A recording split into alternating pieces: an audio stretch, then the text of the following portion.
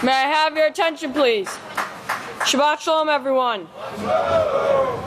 My name is son of Yisrayl Deacon Yisrayl Hawkins, and I'd like to serve you forever as a priest starting very soon. It's now time to start finding your seats for Sabbath services.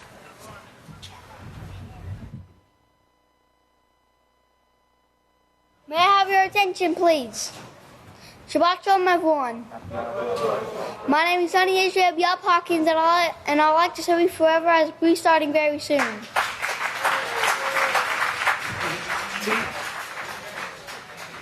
It is a privilege and honor to present to you the sons and daughters of Yisrael now into the sanctuary.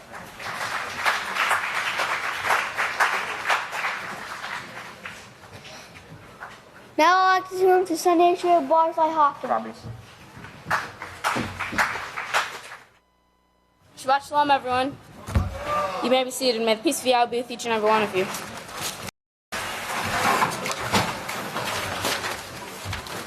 The time of my speech today is Yahweh is offering true peace once again in this generation. So first, for us to understand what Yahweh's peace is, first you have to understand where it comes from. So if you would turn over to Psalms chapter 119. Psalms 119.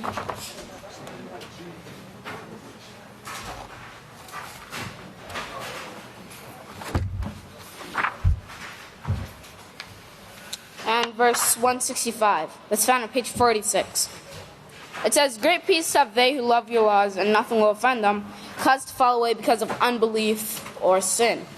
So it's showing us that Yahweh's laws keeps us grounded in the house of Yahweh. And so if we keep Yahweh's laws, then we get his peace, and nothing will cause us to fall away. And why is that? If you would turn over to Philippians 4.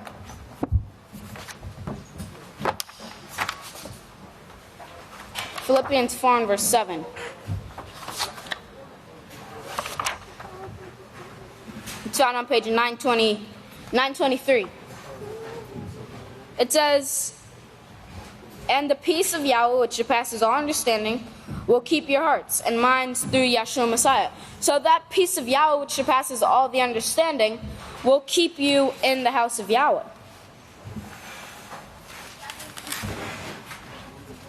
If you would turn over to 1 Yochanan chapter 3. 1 Yochanan chapter 3. 1 Yochanan chapter 3 and verse 2. It says, "Beloved, now we are children of Yahweh, but it has not yet been revealed what will be, but we know that when he is revealed, we will be like him, for we will see him as he is." We'll see him as he is. So we're in the house of Yahweh right now, and we do not know yet what we are going to be. So, but if we become perfect, then we will have Yahweh's peace. So, those who practice peace are the children of Yahweh, as it shows in Matthew chapter 5. Matthew chapter 5 verse 9. "Blessed are the peacemakers, for they will be called the sons of Yahweh." And it's not just saying that you're the sons of Yahweh, it's showing that you're the sons and daughters of Yahweh. In other words, the children of Yahweh. If you would turn over to Isaiah chapter 56. Isaiah chapter 56.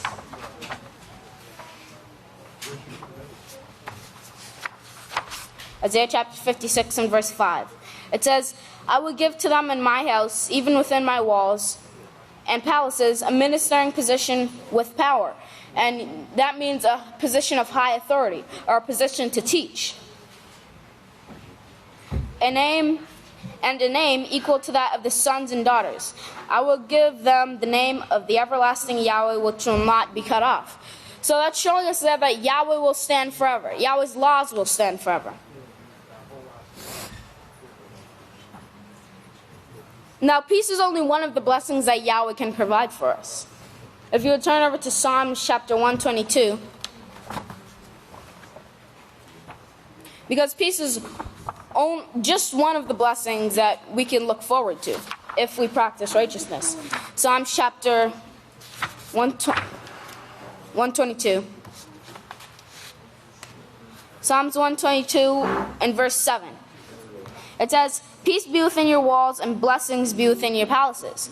And those blessings can only come if we practice righteousness. Okay, because if we don't practice righteousness, we're not going to get blessings from Yahweh.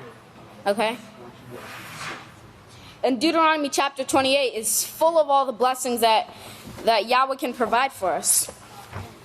You can write that down for your notes. Deuteronomy chapter 28.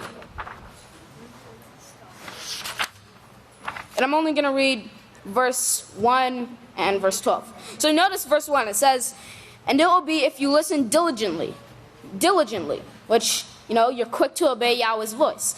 So it will be if you listen diligently to the voice of Yahweh your Father, by observing and doing his laws, which I command you this day, that Yahweh your Father will set you high above all nations on earth as his kings and priests. And Psalms, it shows us the words to those who are set apart as Yahweh's priests and kings.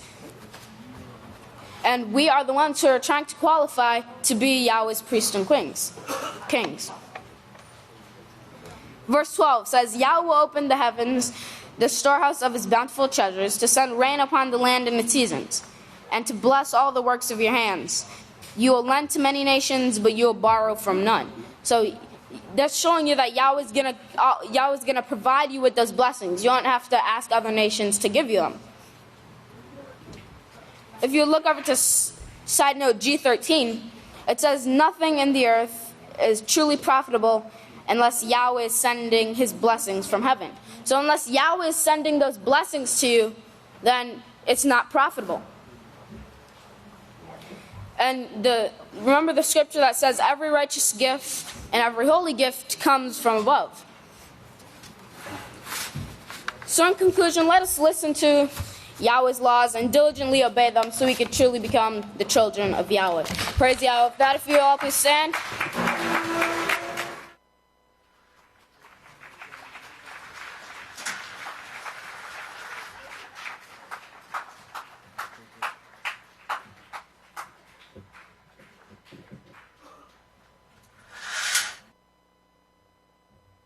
If y'all remain standing, I'd like to turn over to the first speaker, son of Yisrayl, Deacon Yisrayl Hawkins.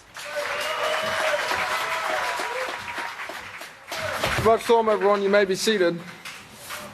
May the peace of Yahweh be with each and every one of you. The title of my sermon today is Yahweh's Plan versus Satan's Plan. Now, if you'll turn over to Genesis chapter 1. And verse 26, it says here, Then Yahweh said, I will make man in my image, according to my likeness.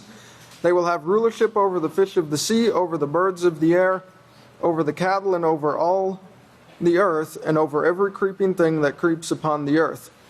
So we see Yahweh's plan is to make mankind in his image, and to give him authority over everything that he has created. If you'll turn over to Yochanan chapter 1. Yochanan 1. And I'm going to read verses 1 through 5. It says, In the beginning was the plan of Yahweh, and the plan was with Yahweh, and the plan was Yahweh's. The same plan was in the beginning with Yahweh. All things were done according to it, and without it nothing was done that was done. And this plan was life, and that life was the light to mankind. Now that light shines in the darkness, but the darkness does not take hold of it. So Yahweh also gave mankind his 613 laws, and as we know, these laws, they promote health, they bring true peace, joy, and abundant living. All of Yahweh's laws, they show love to your neighbor. And through the keeping of Yahweh's laws, only through the keeping of Yahweh's laws, can we receive eternal life. If you'll turn over to Revelations chapter 22.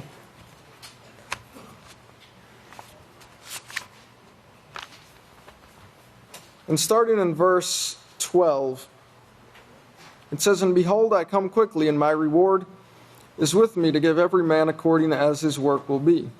I am the first and the last, the beginning and the end. Blessed are those who keep his laws, that they may have right to the tree of life, and may enter in through the gates into the city. For outside are dogs and sorcerers and whoremongers and murderers and worshippers of gods Elohim, and everyone who professes to love yet practices breaking the law. So we see there that the ones that keep the laws, they are going to be blessed, and they have that right to the tree of life. In the 6th 2018 newsletter, on page 1, that's this newsletter here, Yahweh chose to make mankind. On page 1 it says, perfect beings. It was Yahweh's choice to make mankind into perfect beings like himself, and use mankind to bring perfect unity, peace, joy, and love to the war-raging planets throughout the universe. So this was his plan, to use mankind to do these things. Therefore, there will be no more wars. Think of that. A family of beings capable of stopping and preventing all wars, ensuring peace, joy, and love for the future. And also on page 3, it says, the expectation of the house of Yahweh against sin and sinners will graduate and be revealed on earth and in heaven against all unholiness and unrighteousness of the present, prophesied evil like the gods' religions who suppress the laws of Yahweh in unrighteousness. Since the creation of the world, the plan of Yahweh is clearly seen in his eternal power to bring holiness to mankind, like Yahweh himself, and give mankind authority as it is written, so that they are without excuse. So Yahweh's plan is a plan that promotes and brings life and blessings. On the other hand, Satan's plan, on the other hand, promotes and brings death and curses. In the 3/4/2018 prophetic word, the four winds of war, the serpent's plan, on page 6,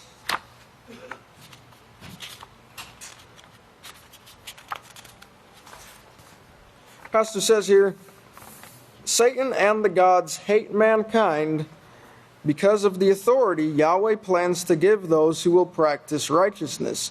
And we have Genesis 1:26 here, which I read. Skipping down, it says, Yahweh has warned mankind over and over for 6,000 years that if they follow Satan and the gods, they will perish.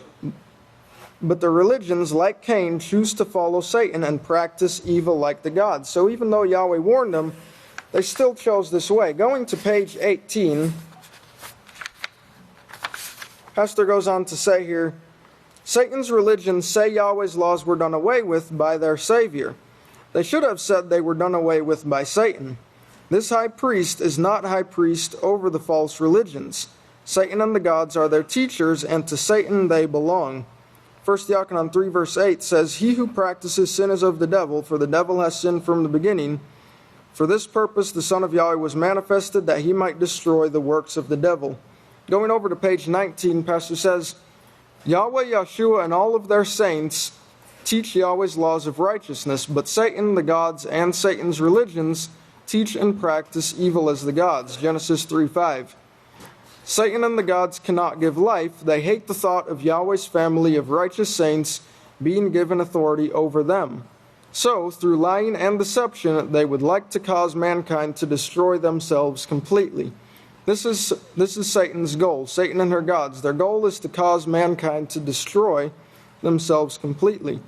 This is Satan's scheme, to destroy all of mankind, but the prophecies are true and trustworthy. Therefore, Yahweh's plan will succeed. The wicked will only be allowed to destroy the wicked in this time. Read this for yourself in Malachi 4, verses 1 through 4. Starting in verse 1, it says, For the word of Yahweh was given to me, saying, Behold, the day comes that will burn like an oven, and all the proud, yes, and all who do wickedly will be stubble. The day that comes will burn them up, and it will leave them neither root nor branch. But for you who reverence my name, the light of righteousness will arise with healing in its wings, and you will go out leaping like calves released from the stall. And the word of Yahweh was given to me, saying, The wicked will be trodden down, for they will be ashes under the soles of your feet in the day that this will be done. Remember the laws of Moshe my servant, which I commanded through him in Horeb for all Israel with the statutes and judgments. And continuing on here, it says, verse 1, notice, only the wicked will be destroyed this time. That includes the evil as the gods. All God worshippers, God teachers, preachers, priests will be burned in this generation. The evil are at war with the evil. Religion is against religion. The only survivors will be those protected by Yahweh. So Satan's plan is to destroy mankind because she hates the authority that Yahweh plans on giving mankind. Remember, Yahweh wants to give mankind authority over everything that he has created, but Satan doesn't want this to occur. So we can see Satan's plan in action in these last days. We see her, starting with not starting with the Supreme Court ruling occurred before that, but, that was one part in her plan to destroy mankind, and all the other things that she has done. Also, we see Yahweh's plan in action in these last days. One plan brings forth life and joy. The other plan brings forth death and destruction. If you'll turn over to Deuteronomy chapter 30.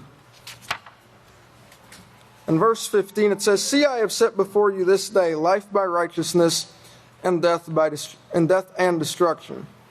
In that I command you this day to love Yahweh your Father by walking in all his ways, by keeping his laws, his statutes, and his judgments, so that you may live and multiply, and so Yahweh your Father may bless you in the land which you go in to possess. But if your heart turns away and you are not obedient, and you are drawn away to submit to God's Elohim, to worship them by serving them, I declare to you this day that you will surely perish. You will not prolong your days in the land which you cross over the Jordan to possess." Verse 19, "I call heaven and earth as witnesses against you this day." I believe we were told to put the word "with" there. "Witnesses with you this day, that I have set before you life and death, blessings and curses, because you are free agents to make your own choice between righteousness and evil. Therefore, choose life, so both you and your children may live." So it's your choice. Deuteronomy chapter 28, we see the blessings and curses listed, the blessings that come from keeping Yahweh's laws, and then the curses that come when you break Yahweh's laws. So make your choice. Choose life and follow Yahweh's laws. And with that, if you all please stand, I'll turn the services over to the great Khan, Benjamin Hawkins. Shabbat Shalom, great saints of Yahweh. May the peace of Yahweh be with each and every one of you. You may be seated. Okay, I've got to move rapidly because I have to cover 6,000 years in about 20 minutes. Okay, so buckle your seatbelts. Can I have my first slide? Today we're going to talk about 1074. I don't think we can see the whole title, but it should say 1074 in the golden seven lampstand revealed. And if you look at the number there, the prophecy number we'll be talking about today is 1074, which is that in Gematria. And this is based on Revelation 1:20. I want to read it. "The secret of the seven stars which you saw in my right hand, and the golden seven lampstand, the seven stars are the Malachim of the congregations, of the seven congregations of the house of Yahweh, and the seven lampstand which you saw are the seven congregations of the house of Yahweh." Can I have my next slide? Now, the book of MOSHEH, you don't need to turn there. I want you to focus on the slideshow.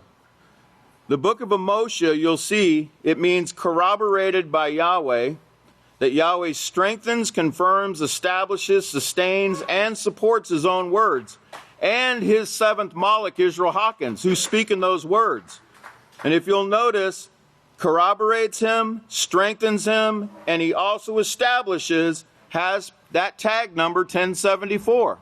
Okay, because that showing that Yahweh is supporting, confirming, and establishing this work in Abelin, where it's been from the beginning.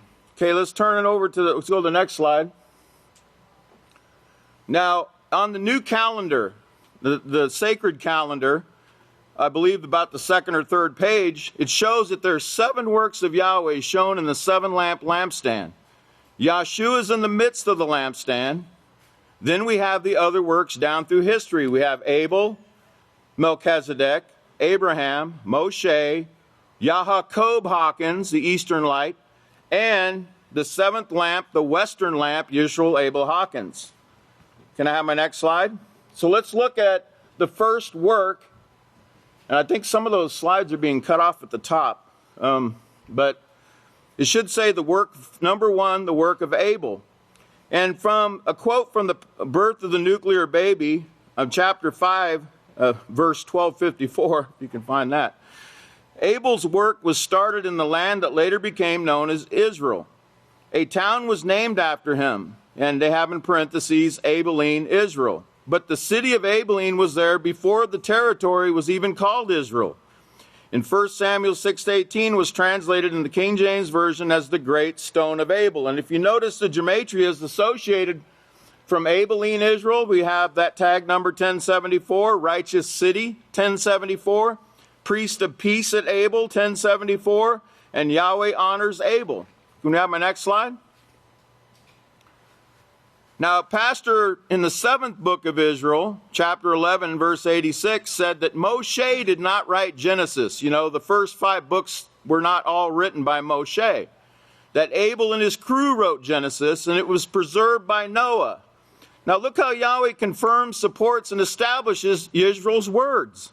Abel wrote Genesis, 1074. Abel crew wrote it, 1074. Noah preserved it, 1074. Okay? Now that could all just be a coincidence, right? Let's look at the second work of Yahweh, the work of Melchizedek. Next slide. Now, amazingly, the work of Melchizedek, Hebrews 5, 10, and 11, you don't need to turn there. Focus on the slideshow. It says, called by Yahweh a high priest after the order of Melchizedek, about whom we have many things to say and hard to be explained. That statement is 1074. Let's go to the next slide. Hebrews 7:1. For this Melchizedek, king of Salem, or king of peace. Notice, Hebrews 7:1, 1074. This Melchizedek, king of Salem, 1074. Okay? Can we go to the next slide? Where it talks about Levi, or the Levites, paying tithes to Melchizedek. Remember how great this man Melchizedek was. Levi paid Melchizedek, 1074. Levite priests, 1074. Remember who pastor said he came down through? What tribe? Yeah, Levites. Can I have my next slide? Hebrews 7:2. His name being translated means king of righteousness, talking about Melchizedek. And then also king of Salem, meaning king of peace. Peacemaker Melchizedek, 1074. Righteousness, 1074. Next slide.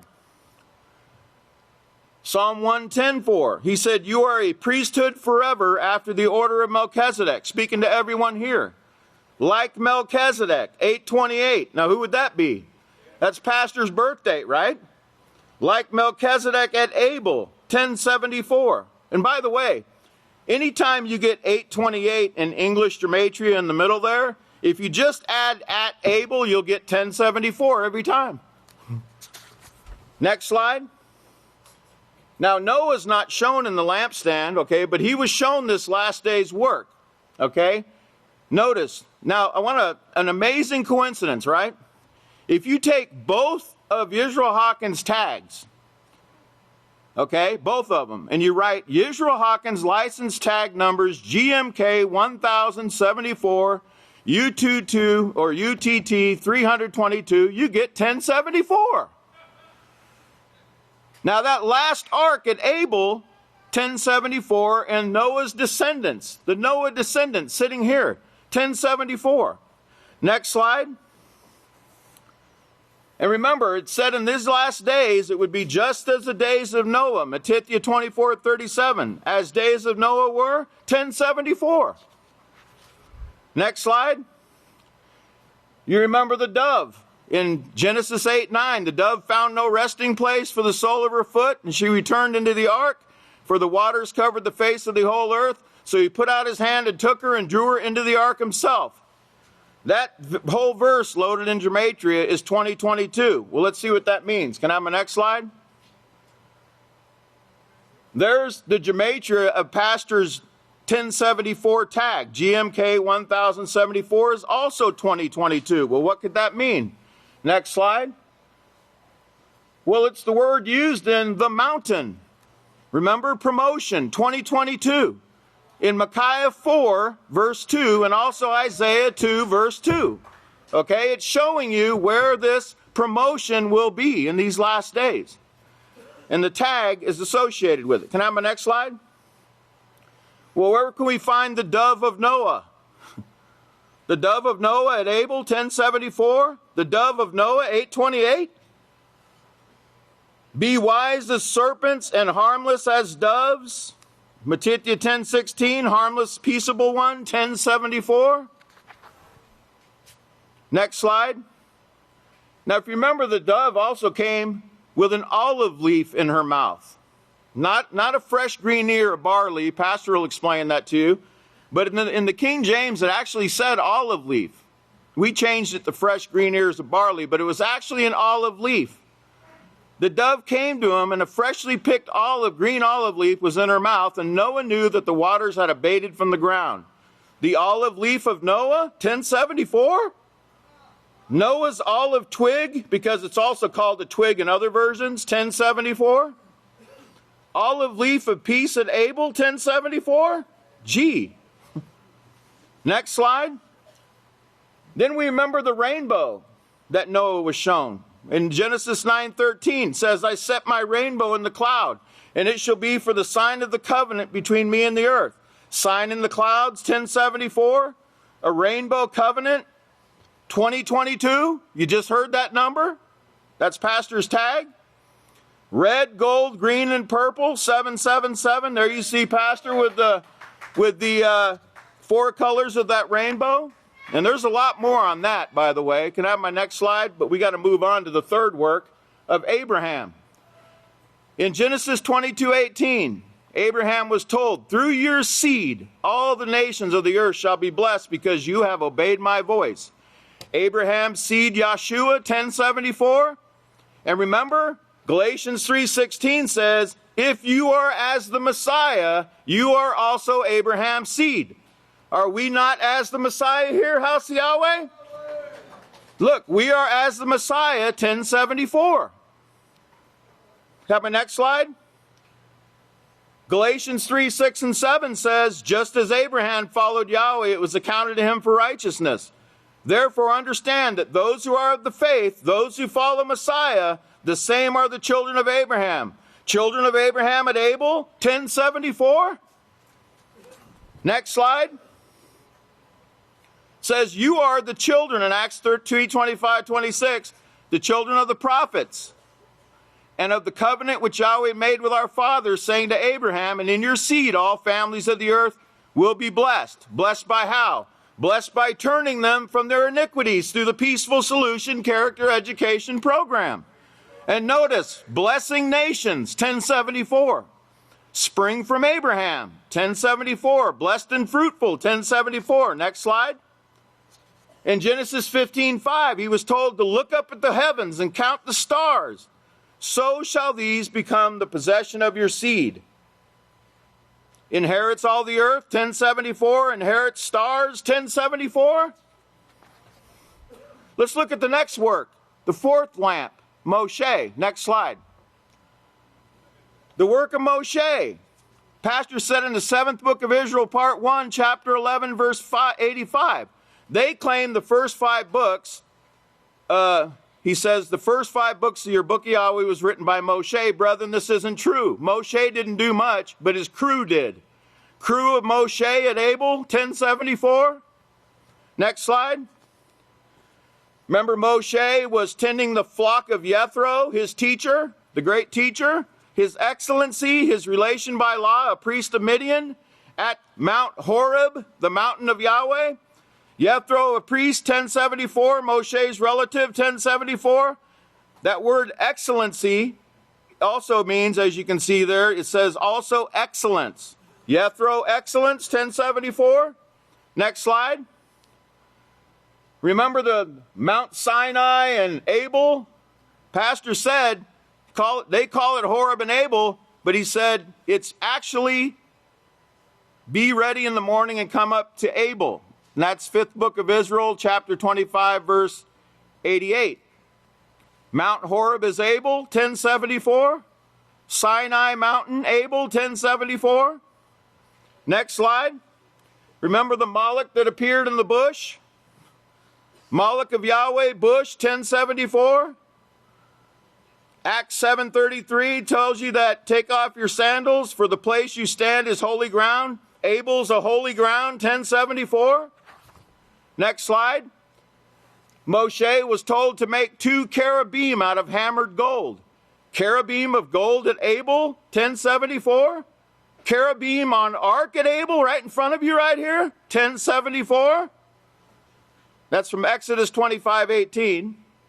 Next slide. He was also told to make a gold incense altar in Exodus 37:25. A golden incense altar, 1074. Next slide. He was told to make a mercy seat where Yahweh would speak to the people from above the mercy seat. Yahweh mercy seat, 1074. Next slide. He was told to make a table of acacia wood in Exodus 25:23 to put the showbread on. Acacia wood table made at Abel, 1074. And that word showbread is actually shewbread in the King James. And if you put table of the shewbread, it's 1074. Let's go to the next slide. Exodus 25:31. Make a lampstand of pure gold. Lampstand of pure gold, 828. Gold lampstand, 828. Gold lampstand at Abel, 1074. Really? Let's look at the next work, number 5, the work of our great high priest, Yahshua Messiah. And we could go on and on with this, but I don't have but 20 minutes, right? The lamp of Yahshua, 1074. Shed his blood for Abel, 1074. He's separate from sin, 1074. He's our lawyer at Abel, 1074. Our Savior at Abel, 1074.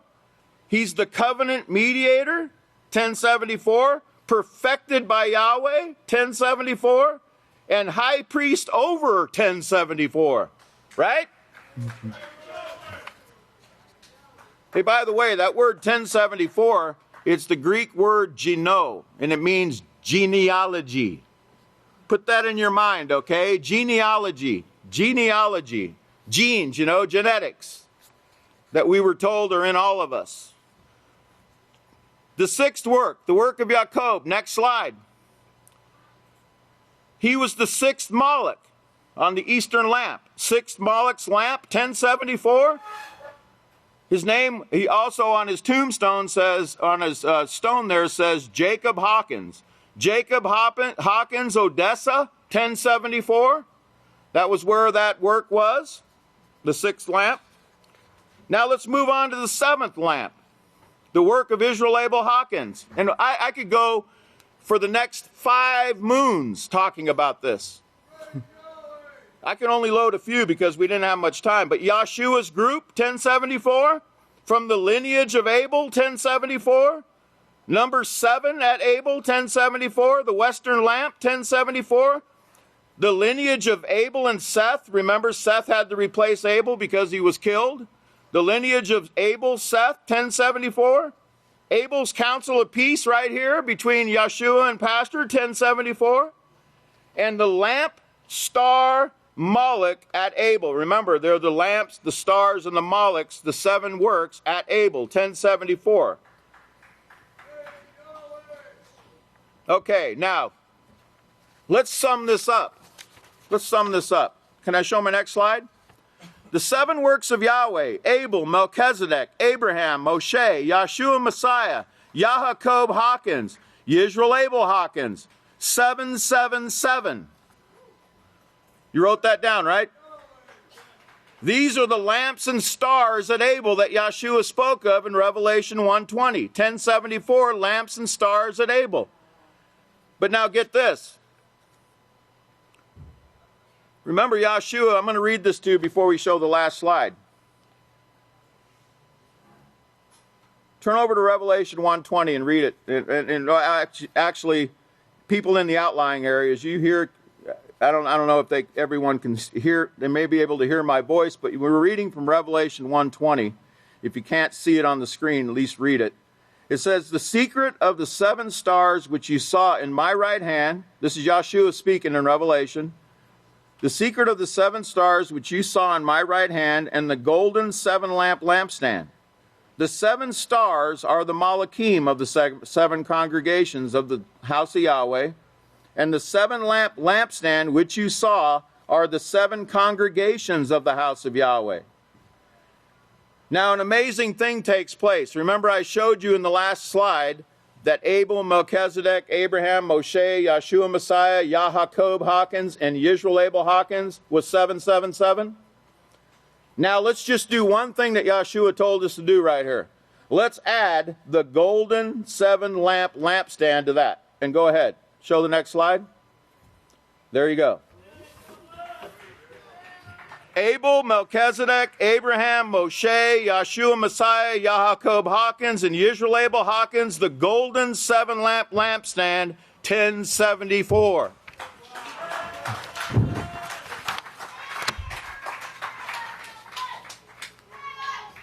You know, this is undeniable, okay? If you still can't see by now, and by the way, here's the beauty of this whole thing. Did you know that we can also show every one of you in that number 1074? I don't have time right now, but you're going to see that every one of you sitting here right now are in that number 1074. You wouldn't even be here right now if you weren't a 1074. 10-4? I mean 1074? All right, well, my time is up, and if you'd all please stand, it's been a great blessing.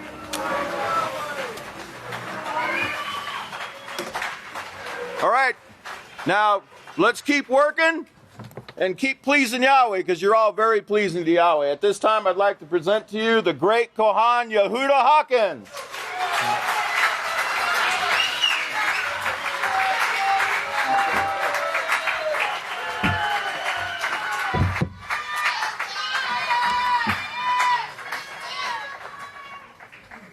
Shalom, please be seated.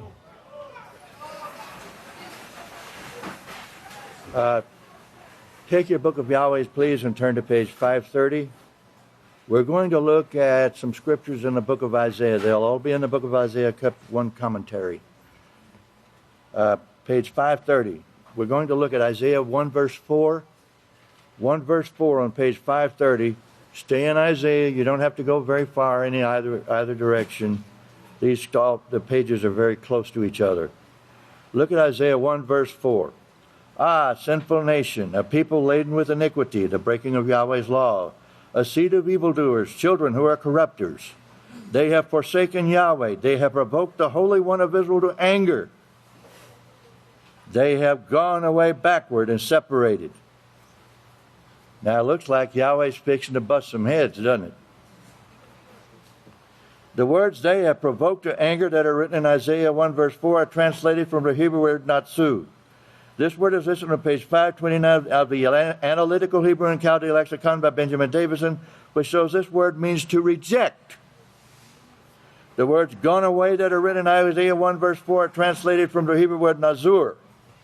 This word is listed on page 237 of the Analytical Hebrew and Chaldee Lexicon by Benjamin Davison, which shows this word means to turn aside, to depart, to fall off. In other words, to fall. The word backward that is written in Isaiah 1 verse 4 is translated from the Hebrew word ahur. This word is listed on page 19 of the Analytical Hebrew and Chaldee Lexicon by Benjamin Davison, which shows this word means strange gods, behind. So this is what Isaiah 1 verse 4 is telling you. Ah, sinful nation, a people laden with iniquity, a seed of evildoers, children who are corrupters.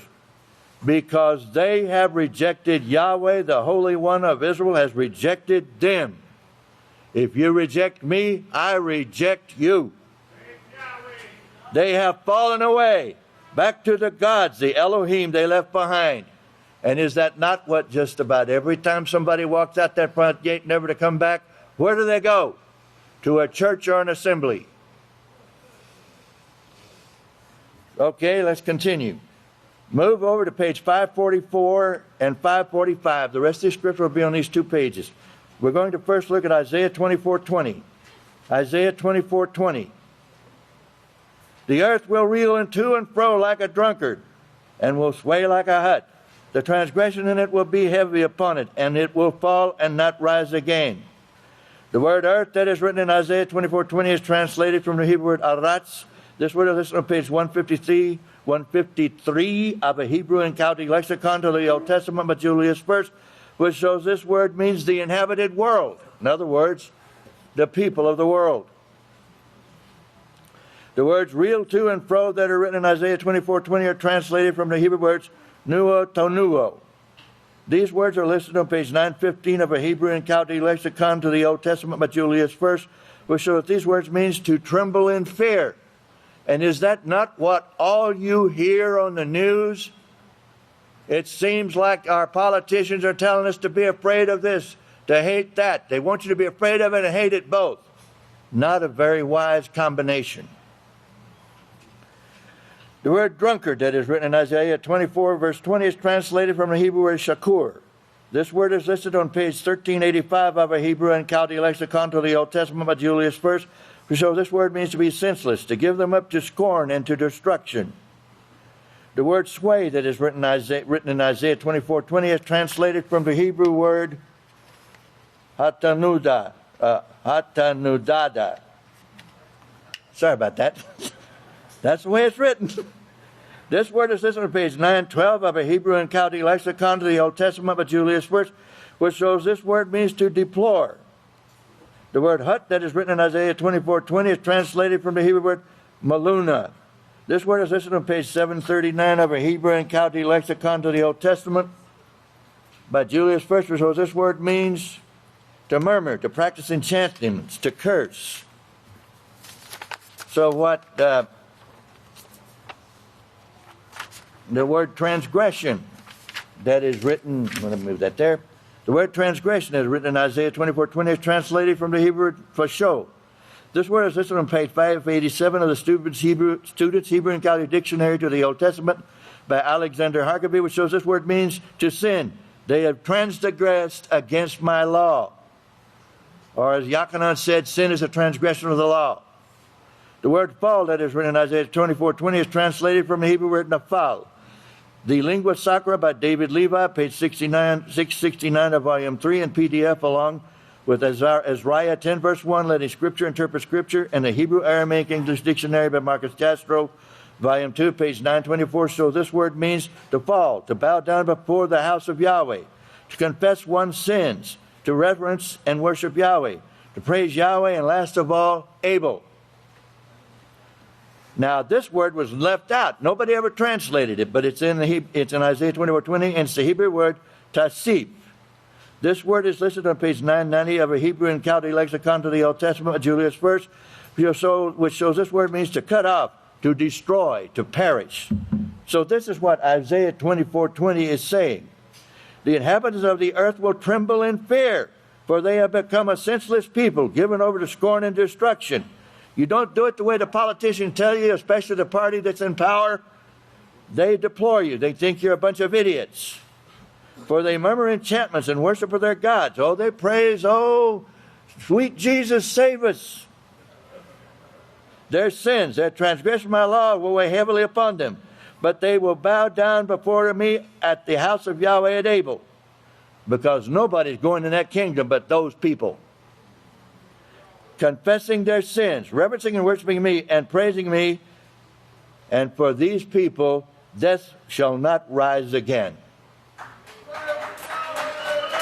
Okay, look across the page. We're going to look now at Isaiah 27, verse 1 for our last scripture on page 541. In that day, Yahweh, with his unrelenting great and strong power. In other words, he's never going to give up, but it says, will punish the prophets of the assemblies of the serpent, including those who have departed from the faith. He will give these perverted ministers of the serpent, that beast of the death, the sentence of death. The word Yahweh that is written in Isaiah 27:1 is translated from the Hebrew verb Yahweh. This word is listed on page 3338 of volume 1 of the Hebrew Aramaic English Dictionary by Marcus Castro, which shows this word means to come to pass. The word unrelenting that you just heard about, that is written in Isaiah 27:1, is translated from the Hebrew word hakashah. This word is listed on page 669 of the Analytical Hebrew and Chaldee Lexicon by Benjamin Davis, and shows this word means ink, inkhorn. Now, what do you do with an ink or an inkhorn? And what does Yahweh want you to write?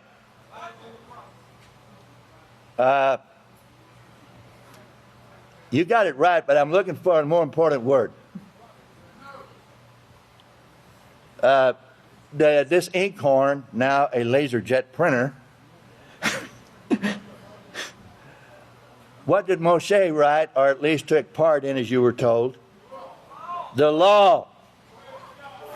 So that's what it's talking about, the law.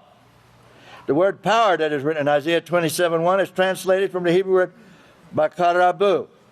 This word is on page 310 of volume 3 of the Dictionary of Classical Hebrew by David Klein, which shows this word means the law of Yahweh.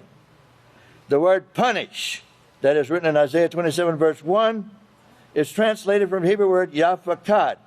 This word is listed on page 740 of volume 6 of the Dictionary of Classical Hebrew by David Klein, which shows this word means Yahweh will assign guilt. Remember? They will stand trial and they will be found guilty. So this is what Isaiah 27 verse 1 is saying. In that day, according to what is written in Yahweh's great law, that is strength to the upright, it will come to pass that the prophets of the assemblies of the serpent, remember that word serpent, including those who have departed from the faith, will be declared to be guilty. These perverted ministers of the serpent, that beast of the depth, will receive the sentence of death. In other words, they will not be allowed in Yahweh's kingdom. And whatever befalls them, it will be their own choosing, and they brought it upon themselves. Now, somebody said, how do you know that's talking about the serpent? Well, letting Scripture interpret Scripture, which is the first rule for Scripture interpretation in the House of Yahweh. They've been doing it for 40 years this way. Luke 3, verse 7 for your notes. That's where Yochanan, the prophet, that was the cousin of Yahshua, said, "O brood of vipers, who has told you about the judgment which is to come to pass?" And also Revelation, the book of Revelation.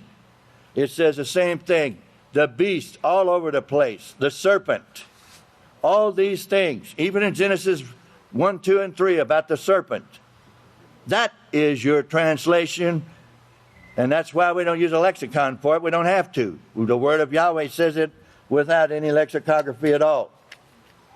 But the point of the matter is, take these things into mind. Yahweh is not wanting anyone to die. But I guarantee you, he also doesn't want anyone that would want to worship a God to be around either. So remember, I would rather be in a kingdom where I don't have somebody telling me to go, that I need to get saved and accept Jesus as my Savior. I'd rather have somebody that said, reverence Yahweh, for that is the duty of all men. May Yahweh bless your understanding.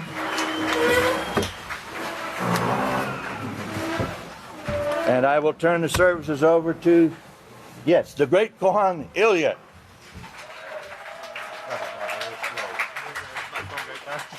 Shabbat Shalom, everyone. You may all be seated. Now, starting off, it's very important to remember, we're going to start off in the news with these trade wars that are taking place, but it's very important to remember what Pastor brought years ago, and you can find this in the books of Yisrayl. Just search Yisrayl Says. Pastor said that these last days wars would start with these trade wars. Now, they're trying to show the brighter side to China and the United States with what's going on. But right now, if you're a business in the United States, and you don't have to be a big business, if you're getting things from China, you're starting now to see the effects from it with delays and prices going up about 25%. Because when these tariffs hit, you as a customer will pay the final part. It will not be the businesses themselves, that's for sure. They'll pass the savings right along to you, or lack thereof. But it's also interesting to watch what Germany is doing. Germany sees what's going on with the United States and China, so now Germany is coming in. Remember, Germany for the longest time was the second largest economy until China bypassed them. Now they're the third, but they're trying to tie themselves in to the loose ends where the United States is adding tariffs. Germany's trying to come in and absorb some of that lack of business that China is looking at. So they're coming in trying to set some ties, stronger ties. They already have ties with China, but they're trying to set stronger ties with China. And also don't forget, Germany's also the one that's got that oil agreement with Russia, that the United States is wanting that pipeline put to an end. And then Vladimir Putin voicing his displeasure over, once again, NATO being in Ukraine and Georgia. but also says that if Sweden and Finland join into NATO, remember that's the North Atlantic Trade Organization, or the treaty organization there, the North Atlantic Treaty Organization, they were created to combat Russia, to stand against the former Soviet Union, so they're naturally an enemy to the Soviet Union or to Russia. They were there to keep them in check, but they're trying to build up more forces. So that's going to be taken as aggression. Anything NATO does toward Russia will be taken as an aggression by Russia. It's important to remember that, because Russia they're like a pot of water that's boiling on the stove and they're about ready to explode. And then a very interesting bill that passed over in the Knesset, it's called the Jewish National State Bill, to where all Jewish tradition is now recognized as the official calendar. It's kind of ironic that they made their calendar an important part after the House of Yahweh made the real, true calendar an important part. Well, they're doing that now, but they're pushing out all Palestinian tradition. But you can tell it's a vying for position. It's a vying for strategic position in this peace treaty we'll talk about here shortly. Then Assad, President Assad, remember of Syria, he says that he's ready to make his move on the Golan Heights. Well, remember, not too long ago, we showed how Prime Minister Netanyahu said they're ready to make their move on Syria. Don't forget about what the prophecies show about Damascus and what will occur with Damascus. Pastor brought that out just a few weeks ago also, or a few months ago, speaking of these things. Then remember, hurt not the oil and the wine. And then you have Iran and the United States in kind of a spitter-spatter of war of words. Remember, the Iranian economy is very low right now. The people are crying out to the leaders. So the leaders need to get the oil out. They need to sell oil. They need the money from this oil, because that's really their biggest revenue. Well, they said that if this oil is not allowed to be exported, if the United States shuts them down, which remember the State Department said they want them down to $0 making money on oil. Well, Iran has said they will shut down the Strait of Hormuz. Well, a former NATO leader, commander, actually explains a little bit about the Strait of Hormuz and how 35% of all ocean-borne oil, so that's oil that's pulled up from the ocean waters or the land underneath the ocean waters, 35% of it goes through that Strait of Hormuz. If you were to shut that down, think about the price of oil, what would occur to it. Think about the lack of oil. We're an oil-driven world here. And, of course, you're not supposed to hurt the oil or the wine, the way of living. And then the mass graves being found in Raqqa. That's in Syria. Now, Raqqa is a city that is on the border of the Euphrates River. It's a large city. It was a large city at one time. But due to the massive bombing campaigns, there has been enormous amounts of death. And if you remember the last time we showed this, they said it's taking 7 months to dig the dead out of the rubble. You can smell the rotting flesh, and they're digging those bodies out of the rubble, the buildings that have crumbled, and they're trying to bury them. Well, in the meantime, while they're burying them, they're also finding mass graves that people didn't know about. Now they're trying to identify those, but they're finding death in and around that great river Euphrates. They're finding it where they didn't even know they had it. And as the one general said, anyone that tries to tell you how many people have died by number, they're lying to you, because they've killed so many, they lost track of them. They didn't keep track of it. And then the defense budget that was passed by our government, $717 billion. Imagine that, $717 billion passed for a defense budget. Now, they're going to show it on a chart, and look at the other countries that include China, Russia, Saudi Arabia, France, the UK, and a few other countries, and all of those put together do not equal the amount of money the United States spends on war. So notice that, and remember this, it's supposed to be, as it says, peace through war.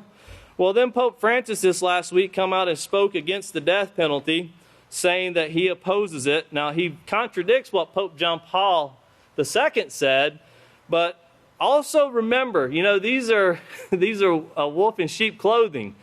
When the Pope says the death penalty should be removed, remember, when you're a Catholic, they think of only Catholics. If you're not a Catholic, you're not a life worthy of having around. They showed that in the Inquisitions. When he says these things should be done, of course, there's also a lot of Catholic cardinals being charged with sexual misconduct. There's a lot of bishops being charged with misconduct.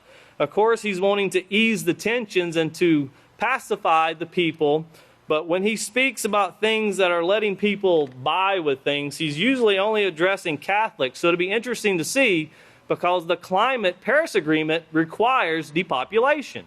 That's the death of a lot of people. So watch that as the time comes upon us, because here in Jerusalem, we'll show the Western Wall. And I remember Kanye Didia speaking about this years ago. When he was at the wall, he said the rocks were very loose, that you could actually pull some of them out when you were playing with the papers to put them in the wall. It was loose. Well, it shows one lady praying at the wall and a 200-pound rock falls out of it. Well, obviously, it's in deterioration, so that peace plan needs to hurry up before it all falls apart on them, but that plan itself is going to fall apart. And notice what they say about the peace plan. Start up your engines and get ready, because they're ready to unveil it. Now, there's rumors coming out. They're saying that the United States is looking to reveal it in September. It will be interesting to see what occurs. We don't know when they're going to unveil it, but we do know it's what Daniel spoke of, and we know this last 3.5 years will be cut short. So pay close attention to all these things, and remember, Pastor bought these things years before we ever seen them in the news. If we could please go ahead and start the news. Pay close attention. What you're about to see is Bible prophecy being fulfilled.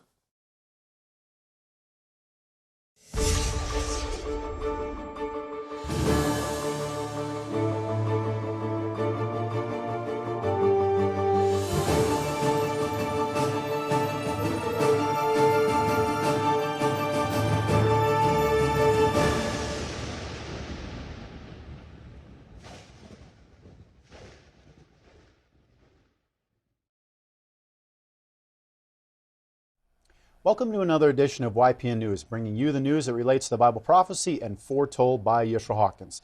Well, in the news this week, we're going to talk about Iran wanting to shut down the Straits of Hormuz, and this is not the first time that they've made this threat, so we'll have those details. Right. Also, we have President Vladimir Putin talking about the possibility of 2 new members joining NATO and how that would affect Russia, so his thoughts on that. And then we'll also discuss the team that the U.S. is putting together to hopefully get the peace plan in Israel up and going. So these stories and many more. But first, we're going to talk about the China-U.S. trade war that has been ongoing now for a few months and the latest moves there. Well, the Chinese ports like Shanghai and Shenzhen are bustling as usual amid fears that the trade dispute with the United States will cause disruptions to exports. But while the U.S. threatens to slap more tariffs on China, shipping containers are filled and piling up in ports everywhere across China. That's right. The biggest issue with the White House, which it has with China, is that they are exporting more of their products to the U.S. than importing U.S.-made products. In fact, for the month of June, there was a record high gap of $29 billion between China's exports and the United States imports. That's a $4 billion increase from the previous month. Over the first half of 2018, China exported 13.6% more products than they had previously, while U.S. imports only increased by 11.8% for the same time period. Now, all this despite 25% tariffs on aluminum and steel.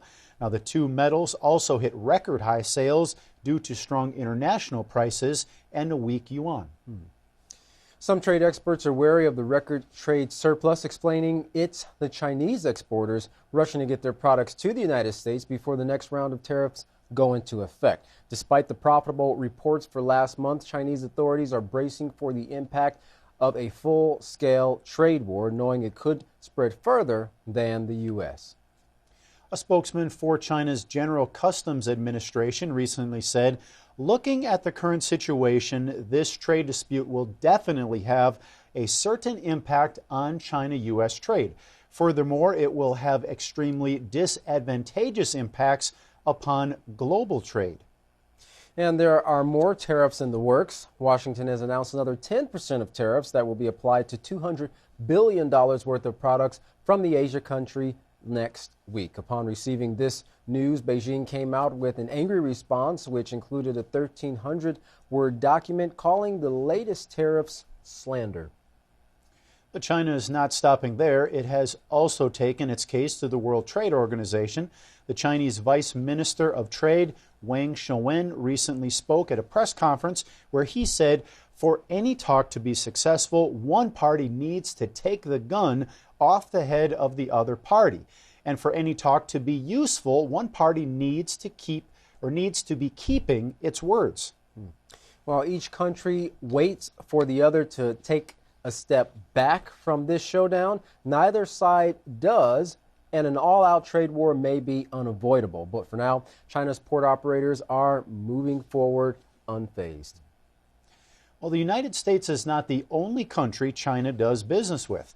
Germany is Europe's economic powerhouse, and when China's Premier Li Keqiang visited there last week, he signed a $24 billion deal with the Germans, vowing to keep free trade open between the two countries.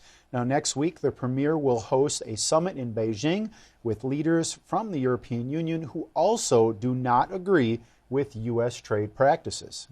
But the leader of the European Chamber of Commerce in China, Matt Harborn, says Europe does not want to take sides in the current trade dispute between the U.S. and China. However, many of the Chamber's 1,600 members have complained that the investment climate is too restrictive right now. Mr. Harborn told Al Jazeera in a recent interview that China needs to recognize that the root cause of the problem is the perception that China's dragging its feet in fulfilling its own promises of reform and opening. China's President Xi Jinping likes to present himself as if he holds the standard for free trade. While he has made promises to widen access for foreign investors, a recent survey of European companies in China showed some had serious concerns about the pressure and restrictions applied by the Chinese government. Now, that echoes what President Trump has been saying. So for now, it seems Europe is cautious about moving too close to China. But there is one issue on which both sides do agree: the need to reform the World Trade Organization, which China has been a member of for 17 years now. Now, if that takes place, it could mean new rules which would force China to change some of its current trade practices. The summit coming up next week may show just how much China is willing to compromise. Whether by coincidence or not, WTO officials have been reviewing a number of China's trade policies. This comes as China's two main export markets, the United States and the European Union, are currently suing China through the WTO. Well, we can see that this is a complicated relationship between China, Europe, and the U.S. Absolutely. Well, President Vladimir Putin spoke out against NATO's recent moves to build stronger ties with Ukraine, warning there will be consequences. Now, the leaders of NATO met last month and agreed that Russia should pull its military troops out of Ukraine, Georgia, and Moldova. In a statement, President Putin said, "We will respond in kind to any aggressive steps that directly threaten Russia.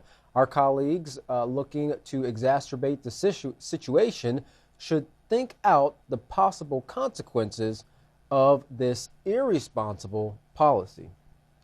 President Putin, said the solution to providing security and stability in Europe lies in restoring trust, not in expanding NATO's military bases near Russia's borders.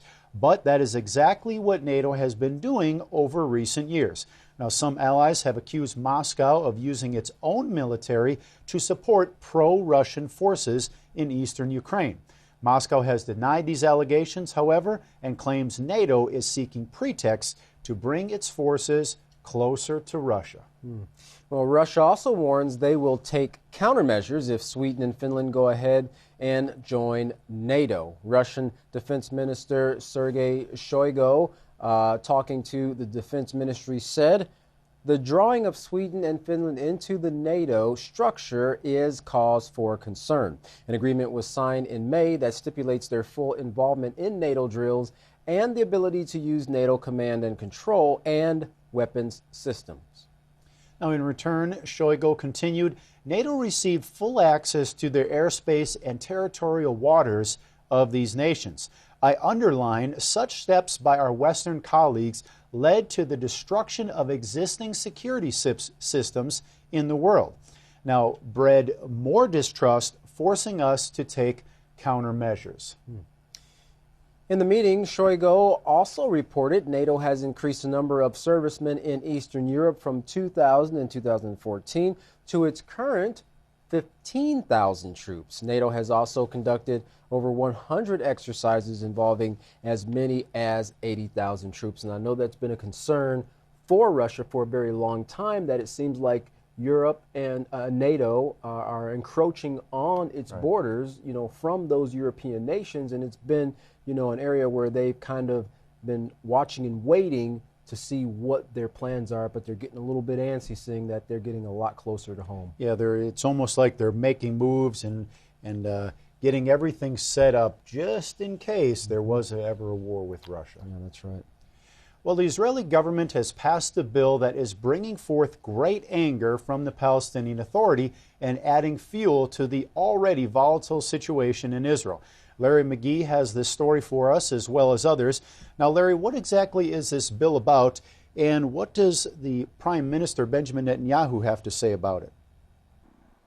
The Israeli government recently passed a bill that is being taken by many as a further example of the sort of reckless and callous disregard for the Palestinian people that has been typical of the group since its arrival.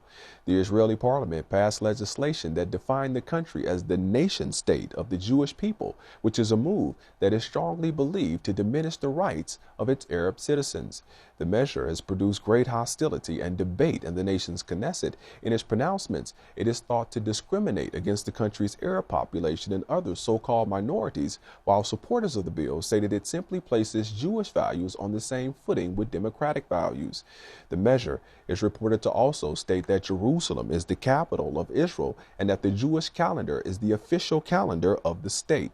The bill was ripped to shreds and proclaimed as evil by Palestinian members of the parliament, but it is being hailed by Prime Minister Benjamin Netanyahu as an historic moment in the history of Zionism. In a speech, the Prime Minister reasserted that Israel is the national state of the Jewish people, but that it is a state that respects the rights of all of its citizens. The Israeli head believes that Israel is the only nation in the Middle East that respects those rights. The nation of Syria might have a different view of Israel's politics if they were asked, but recently, backed by Russia, Syria has been busy making efforts to recapture essential areas of its territory. Here's a video illustrating their efforts.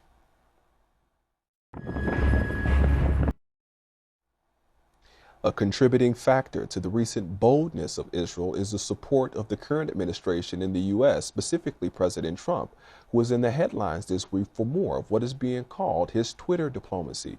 This time it was aimed at Iran. The president tweeted a message to Iran's president stating in all caps that the Persian nation should never threaten America again or will suffer consequences.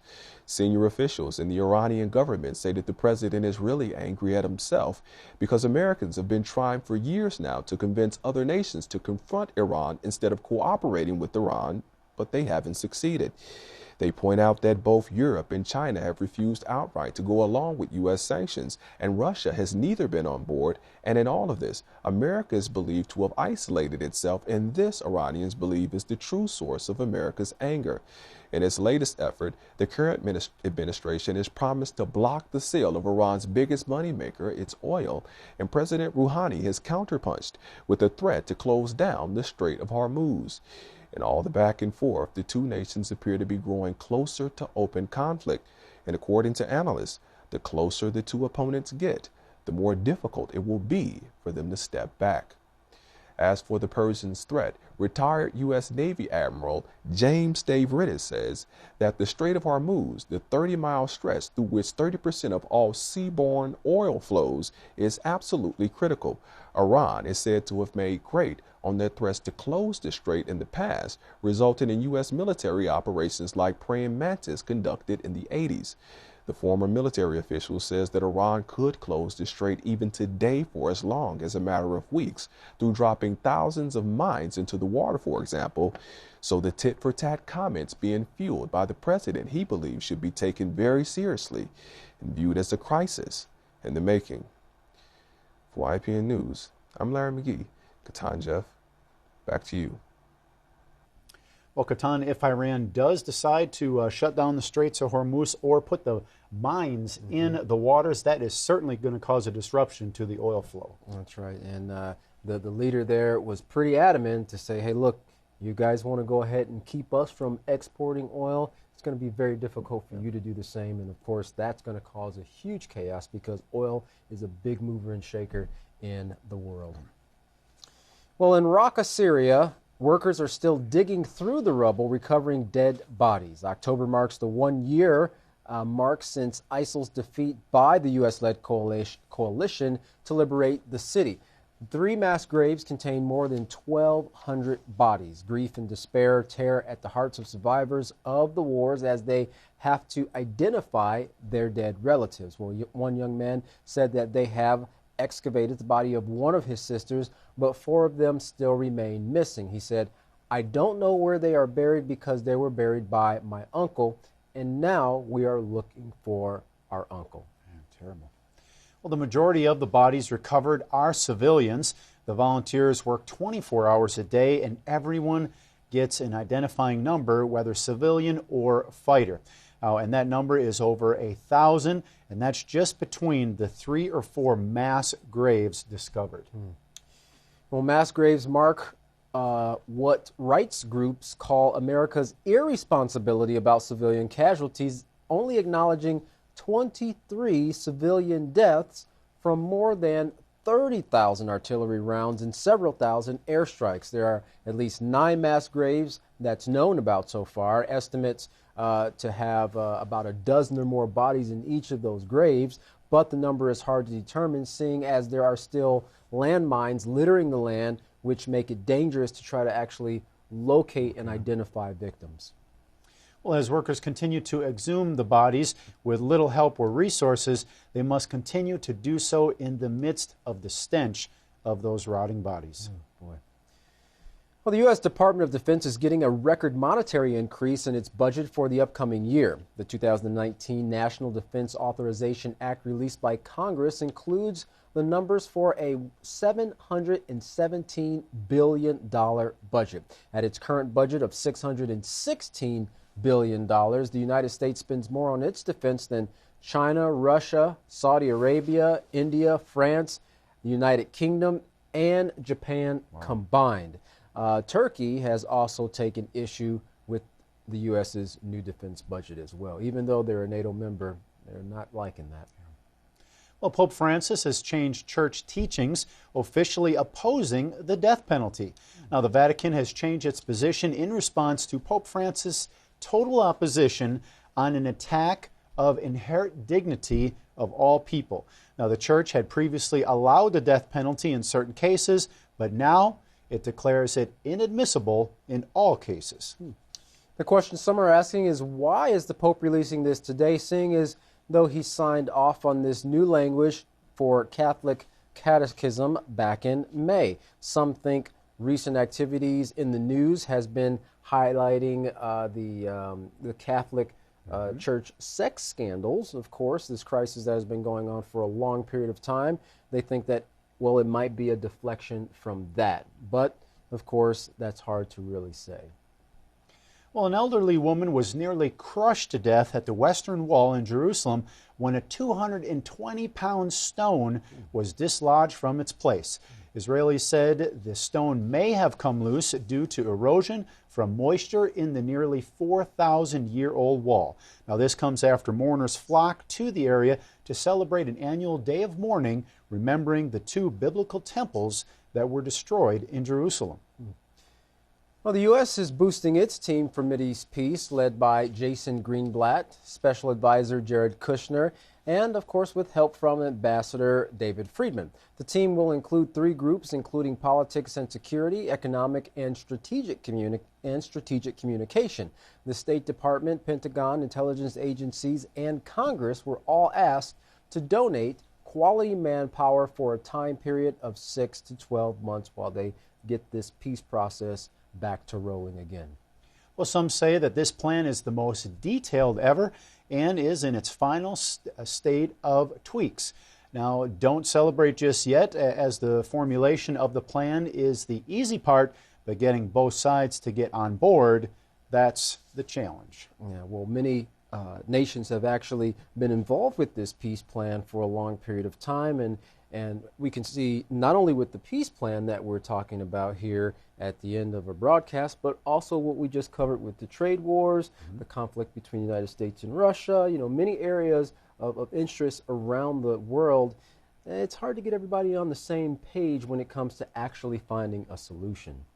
And with the Israelis and the Palestinians, as we mentioned about getting both sides to agree on, they've had so many years and generations to build this anger and the distrust and the frustrations that it's really hard. They have to put all that aside and really come to the table with a open mind and not having all those emotions influencing them if they're really going to get anywhere. So this would be pretty amazing if they were able to actually work through and get both sides to agree. Yeah, well, here in the United States, they're looking at building walls to separate people, but really what we need is a way to tear down the walls that have been, like you said, being built from generation to generation due to hatred. Great point. Well, if you'd like to find out a little bit more of how you can actually break down the walls of adversity and hatred in your nation and around the world, you can help out with that too. You can contact the House of Yahweh, and when you do, don't forget to request your free copy of the monthly newsletter and the Prophetic Word magazine. Here's how. To contact the House of Yahweh, you can write them at the House of Yahweh, P.O. Box 2498, Abilene, Texas 79604. You can call them at 1-800-613-9494. Visit them on any of their websites, Yahweh.com, YisraelHawkins.com, or Yahweh'sBranch.com. We also invite you to visit our website at YPNnews.com. If you would like to email the House of Yahweh, you can do so by emailing them at info@yahweh.com. Any international calls, please call the number on your screen now. And once again, don't forget to go to YisraelSays.com and AskYisrael.com to check out 2 excellent Bible study tools on the market. They're absolutely free, guaranteed to answer any of your scriptural questions.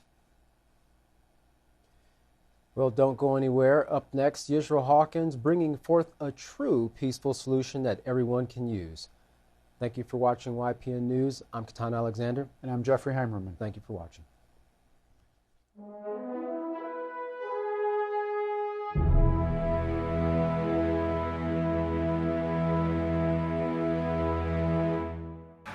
And at this time, if everyone will please stand, I would like to introduce the greatest teacher in the world, the great Kahan Yisrayl, Abel Hawkins. Shalom, everyone. Hey, you're looking great. Praise Yahweh.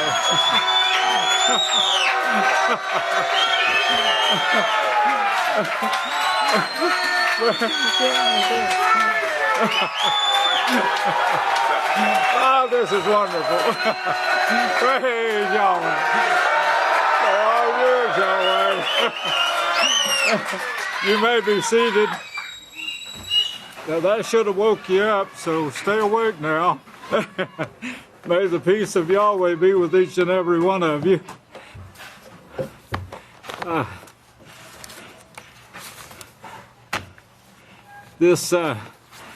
want you to remember this news today. I want you got so much to remember. You really need to concentrate on this because Yahweh is actually getting you ready right now to raise the dead. He's taking all the unbelief away from you, and of course He's wanting to give you this great authority, and you will receive it if you don't turn to rebellion. He doesn't care how strong you are and how far you can fly. What He cares about is, will you obey? That's it. Will you obey? This week I was so joyous because we're reaching all the foreign countries. The foreign countries are saying we're coming to the feast. That's the beautiful part. A lot of them are saying they've already received their visas, and some of the yes, they've already received their visas. All they need now is the letters from us as welcome them to the feast, which they're being sent right now, from what I understand. I tell you, if you just think of the speed here, compared to 1934, when I would take a letter from Mother and walk to town or drive the wagon and team to town and mail that letter, which took it by Pony Express. No, Pony Express had stopped at that time, I think. But it's almost that bad and that slow. And then this was just to go to the next state, which would get there within 14 working days from Oklahoma to Texas. And now I get the message a while ago, and I said, have you sent this yet? And they said, yes, we've already sent it. And of course it goes instant. You know, they sent it by computer. That's the way we're reaching the world, by computer. And the minute they get it, the next minute they got it. The minute the mailroom gets this, our people get it, who are sitting, watching the computer, waiting on these things to come in, and the telephones, and they turn right around within 10 seconds, the person's got his request. You can't beat that, brother. Yeah, you can. You can. When Yahweh gives you your subconscious mind, you'll be able to beat it. There was one city here, or country, Cameroon. Anyone familiar with that country? Cameroon? Raise your hand. They should be. Nobody here familiar with it? Oh, over here. Okay. Okay. Praise Yahweh. Yeah, we do. Oh, there's one. Okay. 3. Oh, praise Yahweh. Well, that's the first I'd heard of it. Well, make sure you, when come the feast, you welcome these people. Those that know where this country is, you welcome these people. And there's quite a slew of them coming from foreign countries. We're kind of shaking up the world with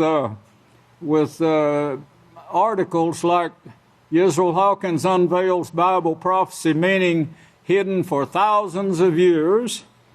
And then the biggest con artists, this was another article last week, the biggest con artists are the ones that say you don't have to keep those old biblical laws, and they spit when they say it. The third one, Yisrayl Hawkins offers plan to bring peace to all nations in 12 months. Now, we're going to harp more on this, and we've been invited to Washington to bring it there already, yes. And by the same door openers that opened the door for me, I don't know if we're going to go, but whether we go or not, we're going to have our work there. And if I know Bawa Jane, he'll put it out for us pronto when we send it to us. These are changes that have taken place over the past few years. You know, if you remember the persecution, and he's worse than Al Capone, and the Yahweh lifting us up where the whole world would see us. They would have never saw us if it hadn't been for a $10 million bond on my head. That was all dismissed, by the way. And district attorney finally said, well, what are you going to charge a man with that's never been charged with a crime in his life? He said Al Capone got charged on tax evasion, but this man pays more taxes than he has to. It's great. Yahweh lifted us up. Well, now we're being lifted up even more, and the countries are saying, oh, they're going to the house of Yahweh? Oh, yeah, that's fine. Step it. Yeah. Quite a change taking place. What else did I want to show you there? I don't have time to look, but maybe next week. This is the beautiful picture I wanted to show you. In Laredo, coming from Laredo, Texas, the district attorney or county attorney, county attorney, prisoners who complete the course in the peaceful solution, charged with felony charges, now are being not only congratulated, they're given an award and a total dismissal.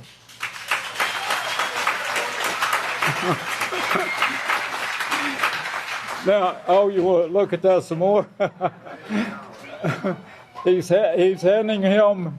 This man here completed the course, and the county attorney is giving him his dismissal, his acquittal.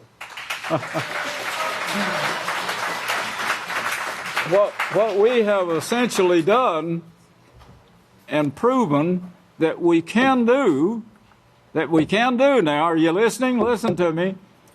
What we have done, we have proven what the peaceful solution, character education, can do.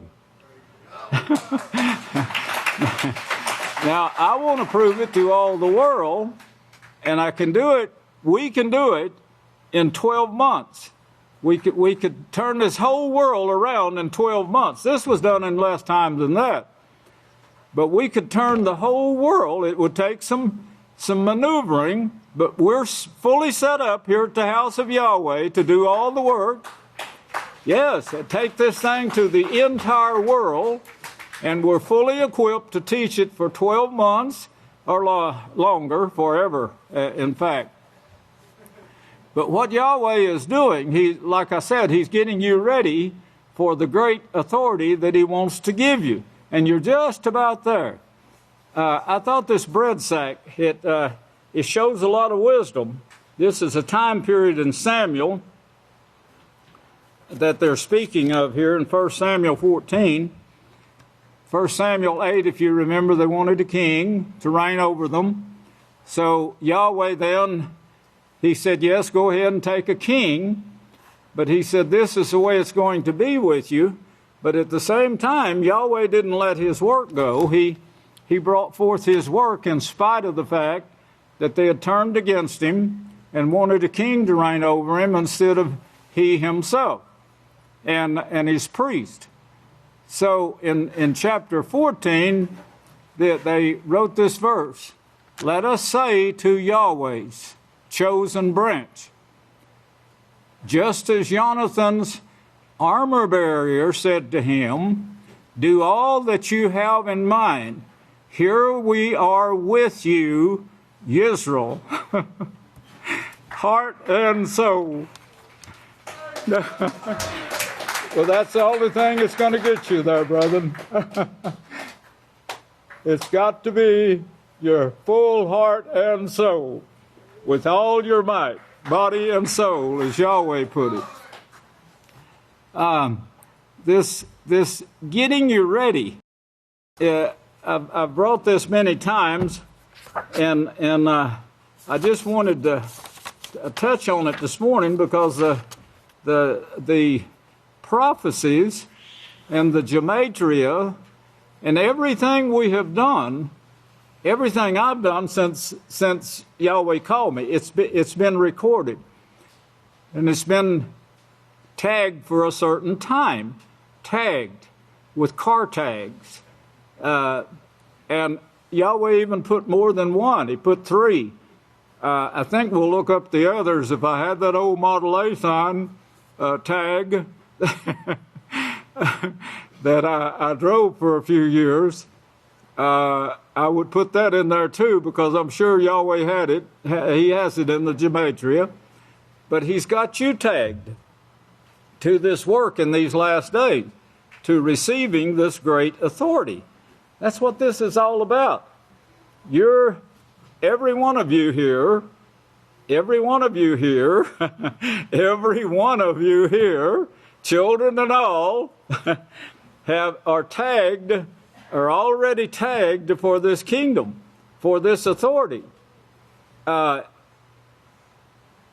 You don't have to worry about how smart you are, how strong you are, whether you can pick up a building and throw it 10 miles. That wouldn't impress Yahweh. What impresses Yahweh is your humble, submissive attitude, that you're willing to humble yourself and forever obey. Now try to get this in your mind. If Yahweh did all this work for 6,000 years to bring you forward, and you had a bunch of rebellious nitwits that had stubbornness in their mind, and they said, well, this is not sin. I'm going to do this whether Yisrayl Hawkins likes it or not, no matter what he said. I'm going to do this no matter what MOSHEH said. Remember how they rejected him, and Yahweh went to so much trouble in chapter 7 of Acts to show this. But they rejected MOSHEH, who brought forth the doctrine of life. It wasn't a law. It wasn't one of the 10 Commandments that said, go out there and pick up manna for 6 days. Try to find that in the 10 Commandments, dummy, and show yourself how stupid you are for even thinking it. It's not a law.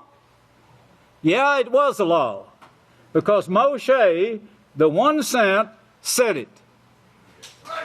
Now, if that's not proof enough, Yahweh comes behind what I say. As you just saw now, we went to extremes to bring this today. And the great Kohan Benjamin William Krause Hawkins did a great job on this. Not nearly all of it. He only covered 3,000 years. He's supposed to cover 6. He's actually got several more years than that, because it started before the earth began. But we'll get that later in the gematria for you. It's there, pointing to the last trumpet. The last trumpet. The last trumpet's the one that raises the dead. That means they're getting the authority back that was offered in Genesis. The first chapter shows you all about this and how mankind was cut off. If you look at chapter 2, there you'll see the warning in 16 and 17. Chapter 17, but of the tree of knowledge of evil, leave out the tree of righteousness. They can't even bring righteousness. Yahshua tells you that in Matthew 7. They could have. They started with it, but they turned. After you turn, after you rebel, you can't teach righteousness. Here you're teaching with a forked tongue, as the Indians used to say. You can't teach one thing and live another. You can't teach a humble attitude and be rebellious at the same time. Don't eat this tree of evil or you're going to die. And then he says you're going to perish. And Yahshua said, unless you repent, you're going to perish. Well, chapter 3 shows then the rebellion that comes along, and they get all the world to worshiping gods. All the world. In verse 5, and of course, sin was the result of God worship. In chapter 3, Satan puts her gods there to everybody, and next thing you know, well, Adam and Eve were missing from the Sabbath. I looked around, I couldn't see them. And I wondered, were they sick? I went hunting them. I found them. Why weren't you here? Well, Satan entered their minds through all of her workers, all of her pools. Yahshua told you all about that, remember? The pools of riches, the pools of the earth, the pools of entertainment, the pools of stupidity like punching buttons, bringing your phone to services so it'll interrupt you and you have to go, what do I do with that? Let me see who that is calling me. You think Yahweh's not watching? Come on now, get serious. Get this sin out of your lives. It is sin. When you let anything interrupt you from hearing what I've got to say, it's sin. That in itself is sin. And if you do it deliberately, it's a deliberate rebellion and brings death. In chapter 4 there, you see, starting with verse 6, chapter 4 and verse 6, you see what it brings with Cain. Well, look at verse, before you go there, look at verse 14 of chapter 3. So Yahweh said to the serpent, you got to get this point. Now, everybody, concentrate fully and get this point. If you're walking around somewhere, you're not getting this point. If you burn in hell, you can't blame me. I'm doing my best to get everyone in that kingdom. And yes, I get harsh sometimes when you deliberately rebel, and I know you're going to burn in hell. Yahweh said to the serpent, because you have done this, you are bitterly cursed. You're bitterly cursed. This is not Yahweh cursing this woman, but she's bitterly cursed. I establish you over all living things. You think he's going to do that again? You've got to be the craziest person in this room if you do. He's not going to allow this rebellion again ever. We're never going to have death again. We're never going to have wars again. Once Yahweh's kingdom takes over, once we're given that authority, wars is going to end. Death is going to end. And you're going to be training people to do what you do. If you don't have that white garment on, that total humility on, you won't be there. And if you crept in some way, you'll be taken out. Yahweh shows you all of that. In bits and pieces, everything I'm saying is shown. You're bitterly cursed. I established you over all living things. Now that's our job. That's why, that's the authority we're going to get. What Satan threw away and the gods threw away, we're going to get. That's what we've been training for 6,000 years. All this work that went before us is for our training. Mankind has been training for 6,000 years. And as things I've said and told you, you can't get in writing, in one single verse.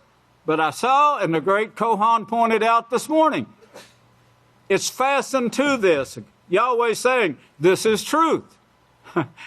Showing to you that it's fastened to my tags. My tags. Those tags were not even being used. Automobiles were not being invented when that stuff was written. When those numbers was put on those scriptures and given to Abraham, the Hebrew, they were walking. And they were riding mules and horses and buggies. And I established you over all flesh on the ground, but your ability to bring forth life from the dust will be taken away. That is, you've thrown it away. You've actually thrown this away. I brought sermons on this and pointed this out. You have thrown it away because of your rebellion. You will go to your punishment. That is your grave, your death. It's a prophesied thing that you have brought upon yourself. You brought it on. She knew this before she did it too, and didn't believe Yahweh. And you will be destroyed. You will destroy yourself on that day by Yahweh. That's a false translation there. Yahweh said it, but Yahweh is not destroying her. He said, you will destroy yourself, who lives forever. And I will put enmity. It's not so. He didn't put it there. She did with her rebellion. She put enmity between herself and the house of Yahweh. She was trying to kill, murder the house of Yahweh. Ever since then, put enmity between you and the woman, and between you, your seed, and her seed, the offspring coming behind you, for 6,000 years this is to go on. He shall bruise your head, and you shall bruise his heel. To the woman he said, I will greatly multiply your sorrows. The fact is that you have greatly multiplied your sorrows, because the microorganisms are not going to be working with you fully. Your conception, with your conception, your pain shall bring forth children. You must be led by your husband, for he shall rule over you. Then to Adam, here's the great point I want you to get. And to Adam he said, because you have heeded the voice of your wife, because you have heeded the voice of your son, because you have heeded the voice, the foolish voice that was coming from a Christian, because you have let entertainment pull you out of the house of Yahweh to pleasure when you should have been here in your final exams. That's what you're going through right now. The voice of your wife, you have eaten from the tree of which I commanded you, saying, you must not eat of it. That's what you're doing. You must not be rebellious. Rebellion is what brought this whole thing on to begin with. It won't be allowed again, not ever. Surely we can see, I don't know if we covered that today or not, the billions of people that are being slaughtered in war, sickness, disease, even starving to death, plus children being murdered. This is Satan and the God's way. This is their world. Your way is to bring peace. The last thing you're going to destroy is death itself. You're going to do that. You will have that authority. You must not eat of it, he said. Cursed will be the ground. Do you see that? The thorns and thistles that it brings forth is not the green briars that you see coming forth from the land. Those are beneficial, all of them. Goats love them. Goats give you milk, butter, and cheese, and meat. The thorns and thistles it's bringing forth is right now called nuclear. And this is the one they know they're going to bring. But it's coming forth from the ground. For your sake, in toil, you shall eat from it all the days of your life. Both thorns and thistles it shall bring forth. Now this is coming forth from the earth, because the earth is cursed. You're cursed from the earth. In the sweat of your face, and you shall eat bread till you return to the ground. For out of it you were taken, from dust you were, and to dust you shall return. Look down to 22 now and see what this is. Then Yahweh said, behold, the man has become like one who knows evil, and now he must not be allowed to put his hand and also take of the tree of life. You shut yourself off from the tree of life and started bringing curses from the earth. Well, what might that mean? Curses from the earth. Curses from the earth. Look at, with that in mind, turn over to Revelations, the 22nd chapter. 22nd chapter, Revelations 22. Remember the king now. They rejected Yahweh after Yahweh brought them out of the land of Egypt. This was Abraham's seed. The prophet, he was a deacon, but he is a prophet, Stephen, whom they stoned in Acts 7.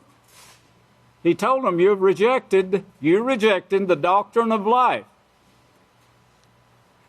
And you murdered the Savior. There were the ones he was talking to was in charge of the temple, in charge of Rome at that time. They had their huge Roman army.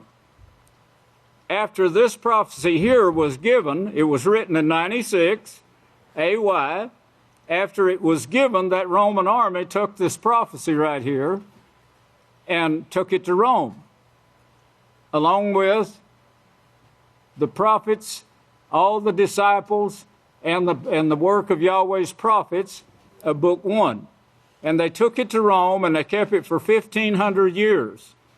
Yahweh had it fixed to bring forth at that time so it would come to Oklahoma.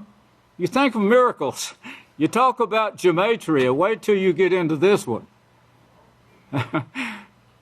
That came from Rome to Oklahoma, where a woman started training a man for this job to actually establish the house of Yahweh. Now think of what a miracle this was. There's greater ones than that took place. But this one, that single one right there that Yahweh worked out in advance, and shows it in the gematria, by the way. We'll get to it soon. That took thousands of years, 1,500 after this book was sealed and prophesied to be sealed by Daniel, which was 500 more years before that. And Yahweh sealed it, said, seal it up until how long? The time of the end. where it would be brought to Oklahoma, and then it would be taken to another place, cleaned up, purified, by years and years of work, mostly done of an evening and night, late hours, because we had other jobs to do in the daytime. So we were putting in about 16 hours a day, all of us. Wait till you see the one on 2 angels' breath. We still haven't got to that one. It shows the works right there.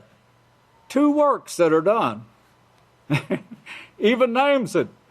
And it tags it to 3 tag numbers. You'll get to it. We'll see it. That's where myself, Kohan, the great Kohan David Yahuda, and the great Kohan Yisrayl Hawkins. Yes, we worked day and night, long hours. We were weak. We were tired, but we kept working.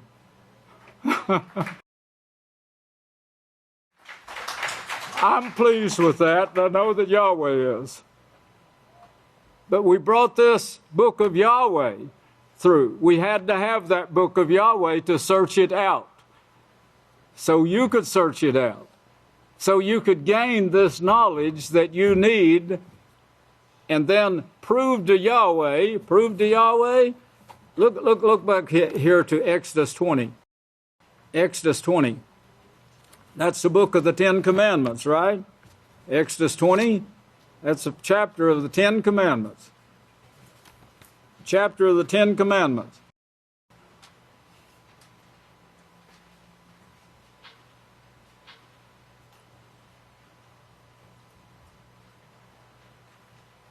I want everybody to see this, because right now you stand in those shoes. You really need these scriptures. You need to see it and read it for yourself and understand it. In Exodus, the 20th chapter, you see the 10 Commandments. This is what the world spits at and says you got to do away with those old laws. Yahshua said, no, you got to seek that. Seek it and seek the place The house of Yahweh where it's taught, where you're tested. Look down to verse 20. 20:20, Exodus 20:20. That's your perfect vision, right? Did you ever compute that? Perfect vision, 20:20. And this is what it brings you when you submit. 20/20 vision. Vision. Not how well you can see, but how you see the future. And see yourself in the future. Plan it. You got to plan what you're going to do. Plan. I'm not going to be rebellious anymore. I'm going to repent to Yahweh, and I'm going to prove I can follow this rule. Is everyone reading that? He gave you 10 commandments there. 10 commandments. The King James Version says in Revelations 22:14, blessed are those that keep the commandments. The word there is actually debar and means law. But 20:20, Moshe said to the people, do not fear, for Yahweh has come to test you. That's exactly what's going on right here, right now. I want to save every last soul. I don't want anyone to be lost. But I know you can. All it takes is stubbornness, not listening, not putting your heart into this. Test and prove you, so that the reverence of Yahweh will be with you, so that you do not commit sin. Well, of course, before that, he said, go get some manna and pick up manna 6 days, but don't get any more than what you'll use for each day. And some said, well, I'm going to get this too. I'll get whatever I want. It wasn't a law. It's not one of the 10 commandments. Of course, loving Yahweh is not one of the 10 commandments either. But that's the greatest law there is. Love Yahweh, reverence Yahweh. You're tested to see if you're going to reverence Yahweh or not. That means loving Yahweh. Okay, now, back to Revelations 22 in verse 12. Behold, I come quickly. And we got this book of Yahweh back. And the first thing it says, to whom did he say it? That was 1,600 years, 1,500 years after this was written. We're the ones that got it first. We got the book of Yahweh first. And Yahweh says to us, remember Hebrews 1, verse 2. He said, Yahweh spoke through his prophets to the people at one time for many years. But in these last days, he's spoken directly from his Son to you. Directly from Yahshua. Now, Yahshua is our high priest who is guiding. He also is our attorney who is presenting evidence daily on your behalf, as I am in my prayers to Yahweh. And I'm saying, give them time. They're coming. I see the results. They're humbling themselves. They're coming along. Yahshua is our high priest who sends out inspiration to you. If you don't heed it, there's nothing I can do about that. If you don't heed my words, there's nothing I can do. But I will keep trying. Behold, I come quickly, he says, to you. This is 1,500 years when this got back to started releasing it. It was 1,600, and then 1,700, and 1,800 was when my dad was born. Things worked slow back then. It took 14 days to get a letter from Oklahoma to Texas. 14 days, working days, they said, back at that time. But we got the Bible just on time, and I started training in it very young. I can't remember when we were not reading that Bible and studying it. And Dad building brush arbors and telling the preachers in town come out and hold services of an evening. Yes, my dad was a worker too. My mother, too. In fact, she would teach the women. I remember her teaching women before the preachers ever got there, because they'd come early and stand around and talk, sit on the wagon or sit under the sukkah. But this went on. This was part of my life. This is the way I was raised. There wasn't a television or anything like that to interrupt me, not even a telephone. Well, he says, I come quickly now, talking to us. He's talking to us, no one else. The seventh era of the house of Yahweh. The seventh lamp on the lampstand. And my reward is with me. My reward is with Yahshua. Our reward now is with Yahshua. Now he's judge. He's our judge. All judgment in heaven and earth has been given unto him. And Yahweh gave it to him. Yahshua will give it to his house. My reward is with me. That's your reward. Raising the dead is part of it. To give every man according as his work will be. I am the first and the last, the beginning and the end. Now, he's going to give you the work, see? He's going to give you the work through his house. I come, Yahshua is here, brethren. Don't get it in your mind that Yahshua is not here with us. Yahshua says, where two or three are gathered, there I'm going to be in the midst of you. That's it. Yeah. We'll be drawn up to him. He's here. We'll be drawn up out of this mess to him. He won't be coming down here to this filthy world. We'll be drawn up to him. That's what the scriptures show. I'm the first and the last. You want to know who I am? I'm the first and the last, the beginning and the end. He's Yahweh. He's Yahweh made over, made in Yahweh's likeness and Yahweh's image. Blessed are those that do his, Yahweh's commandments or laws, that they may have right to the tree of life. This was taken away in Genesis, the 3rd chapter. That's where it shows you. Now, it shows you in bits and pieces, here a little and there a little. So, there's no way, unless you're inspired, that you could memorize this book and put these here a littles together and there a littles together. No way. But that's what's got to be done in order to understand that Noah wrote certain things, that Adam wrote certain things. Yes, those people could write. They recorded things. They weren't dumb and stupid. You know, they call them the Stone Age, and they're hoping you'll believe that. Those people were smart. They were brilliant people. Think of how brilliant Adam was in order to name all the animals on the earth. Give them names. And you can see what a magnificent job and how wise this man was. Blessed are those who keep his laws. Blessed are those who keep his laws. The others are not going to be there.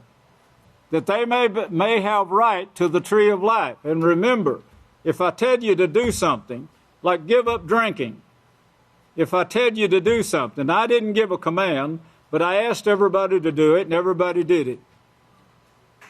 But if I'd have commanded you to do it, and you went ahead and did it anyway, then you're in serious trouble. Even if I asked you to do it and you don't do it, you're in serious trouble. You've just proved to Yahweh that you can't be trusted with a command. And see, that's the very thing you're being tested for right now. Will you do what the man commands you? The one I sent commands you. MOSHEH said, do this. Get only this much. Don't pick any on the Sabbath. Get two days' worth on the 6th day. Don't go back picking it on the Sabbath. Well, lo and behold, they stubborn, rebellious people went back and lost their lives. Many people lost their lives because of that. It wasn't a law, but it became a law when Moshe, the one sent, said it. They should have worked for it. They should have known they were being tested. Exodus 20 shows it. You're being tested. Fear not now, Yahweh's going to be here to test you to see what you'll do. Well, blessed are those who did it. Chapter 22 of Revelation, verse 14. Blessed are those that did it, and they have right to the tree of life, now. And remember that tree of life, what it was. I put you in authority over all the earth, I gave you authority to create and maintain flesh, and you threw it away. You threw it away and you accepted curses in its place. Well, you can do the same thing here today. You can throw this away. For outside are dogs and sorcerers and whoremongers and murderers and worshipers of God.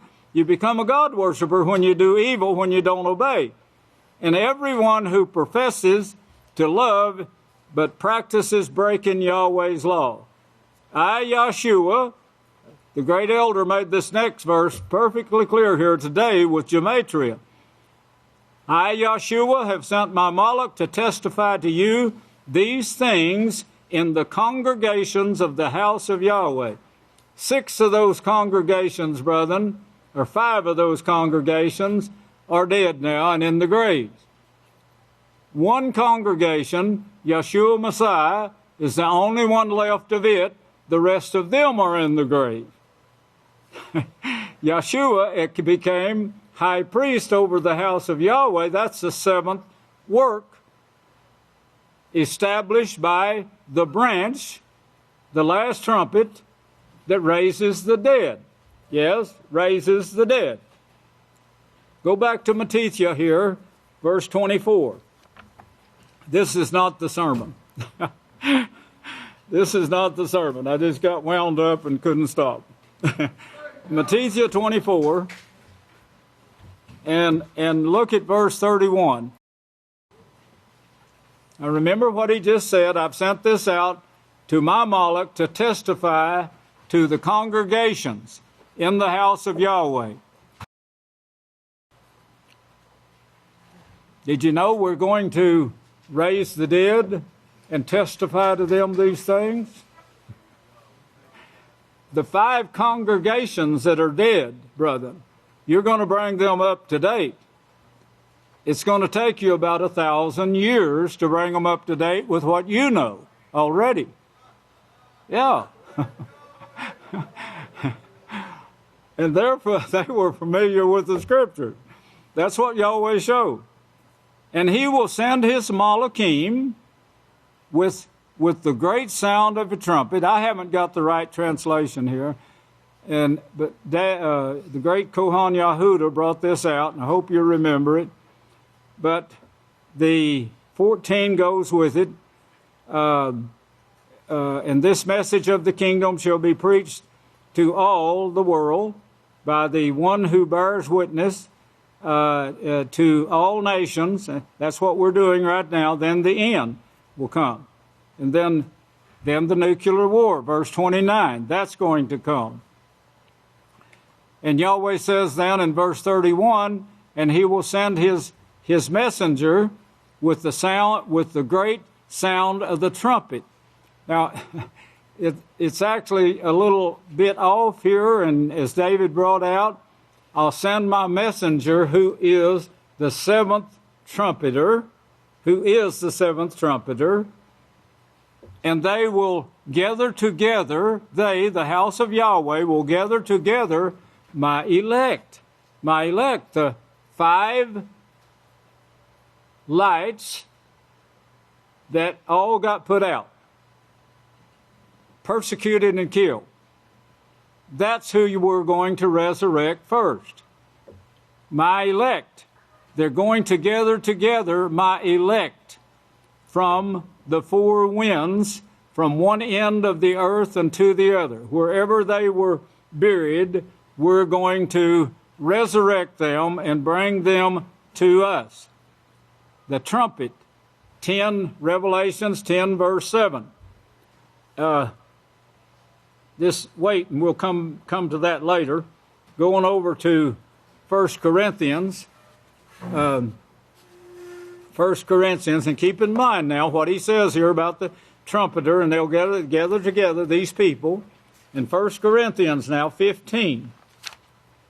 1 Corinthians 15. Now, there's going to be some more on this in the gematria, so remember this. There's some this morning that when I was hearing it, I'd say, I'm going to have to move forward and get this and bring hint on this information. But then I got into it, and I said, I may as well just go ahead and finish it. So here in 1 Corinthians now, 15 and verse 21, he says, for since death by man, that's by Adam, and by Cain, all the world went the way of Cain. That was the teaching of God worship. You had a house of Yahweh, and you had a house of the gods. Abel was the house of Yahweh.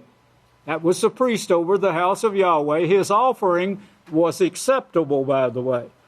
Acceptable to be raised from the dead by you. By you. They are acceptable to be raised in the first resurrection, Revelations 20. I won't have time to get to all of this, but it's Revelations, the 20th chapter. They are accepted or acceptable to be raised by the dead, and then bring on with what you know now in what you have learned while they were dead from this great book that they wrote and we put together. That Yahweh put together and gave to us. Then we purified it, made it the words of Yahweh once again, not the words of God, and brought to you. Well, from you now, you are going to be given this authority to gather together his elect. That's the 5 lamps of the 7-lamp lampstand, under the direction of Yahshua, which was the first lamp that had to be, although people died before him, he became their high priest. There wasn't ever a righteous high priest on earth until Yahshua. All who came before him were not qualified for his job. He's high priest. He's a sinless high priest. The high priest before him had to first offer sacrifices for themselves just to be heard, so they could offer sacrifices for the rest of the congregation. And this didn't forgive their sins. It only reminded them of their sins. Those sacrifices that they offered for sin, they didn't forgive their sins, so sacrifices didn't. They reminded them. They were a reminder of their sins. Yahshua had no sins.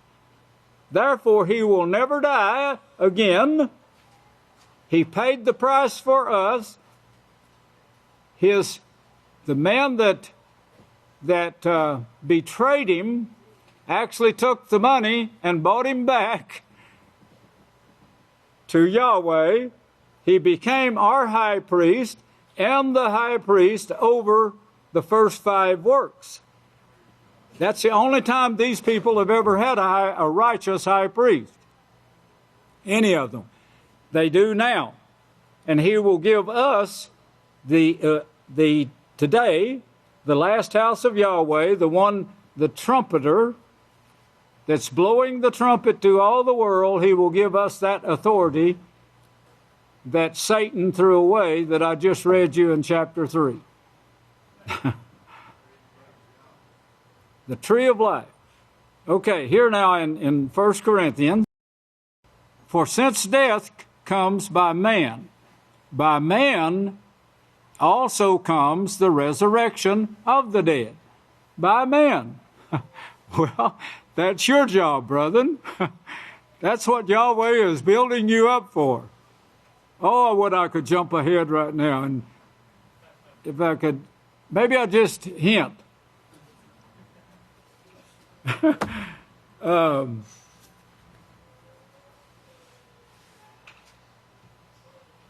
Yahweh formed the earth. Science knows that Yahweh sent the Malachim. I'm only going to give you a little of this. By the way, the great Yisrayl Hawkins, last week, he brought out some about the race. Now, he didn't bring it all, but he brought a little. And are y'all listening? Okay. Yeah, you older ones too. But I want y'all to work on this race. There's a lot to this. And I'm not just saying it to, you didn't cover that today, did you? The gematria, okay. It's also in the gematria. Now, I'm going to order the great Kohan Benjamin William Krause Hawkins to not give this to you, but he can show you some of it. And when he gets ready to punch the button, you say, no, you let me punch it. So make him let you punch the button so you'll see what he's doing. And that way you can start getting the lesson. But there's a lot in the gematria on the race, and there's a lot in the scriptures on the race that we're running right now. The least one here, the youngest one in this room right now, according to what you'll find, I'm telling you some to look for, not all, you could have a very high position, higher than King Solomon in the kingdom. Right now, if you set your mind on this race and keep it there. Now, obviously, it means more than just running, but it also means running. We're in a hurry to get to the house of Yahweh, get to this knowledge. Okay, back to Corinthians now. By man, verse 21. By man is going to come this resurrection from the dead. For as in Adam all die, is in Adam. Adam brought death on everyone. And no, you don't just leave this body and go to heaven. You know, that's a big lie of the preachers. And some of the preachers I notice in Abelin now, they got some foolish men on television preaching on Sunday morning, on first day morning. It's not actually, they make it a sun god worship, and they go to extreme excuses to why they're not keeping the Ten Commandments. Even though the Savior said, blessed are those that keep the Ten Commandments in the King James Version, Revelations 22:14. Well, they go to extreme excuse trying to fool the people that you don't have to keep the commandment, in spite of what the Savior said.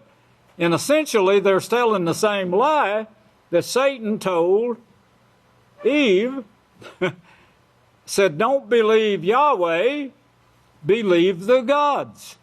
Believe the sun god. Come and celebrate sun god worship on Sunday.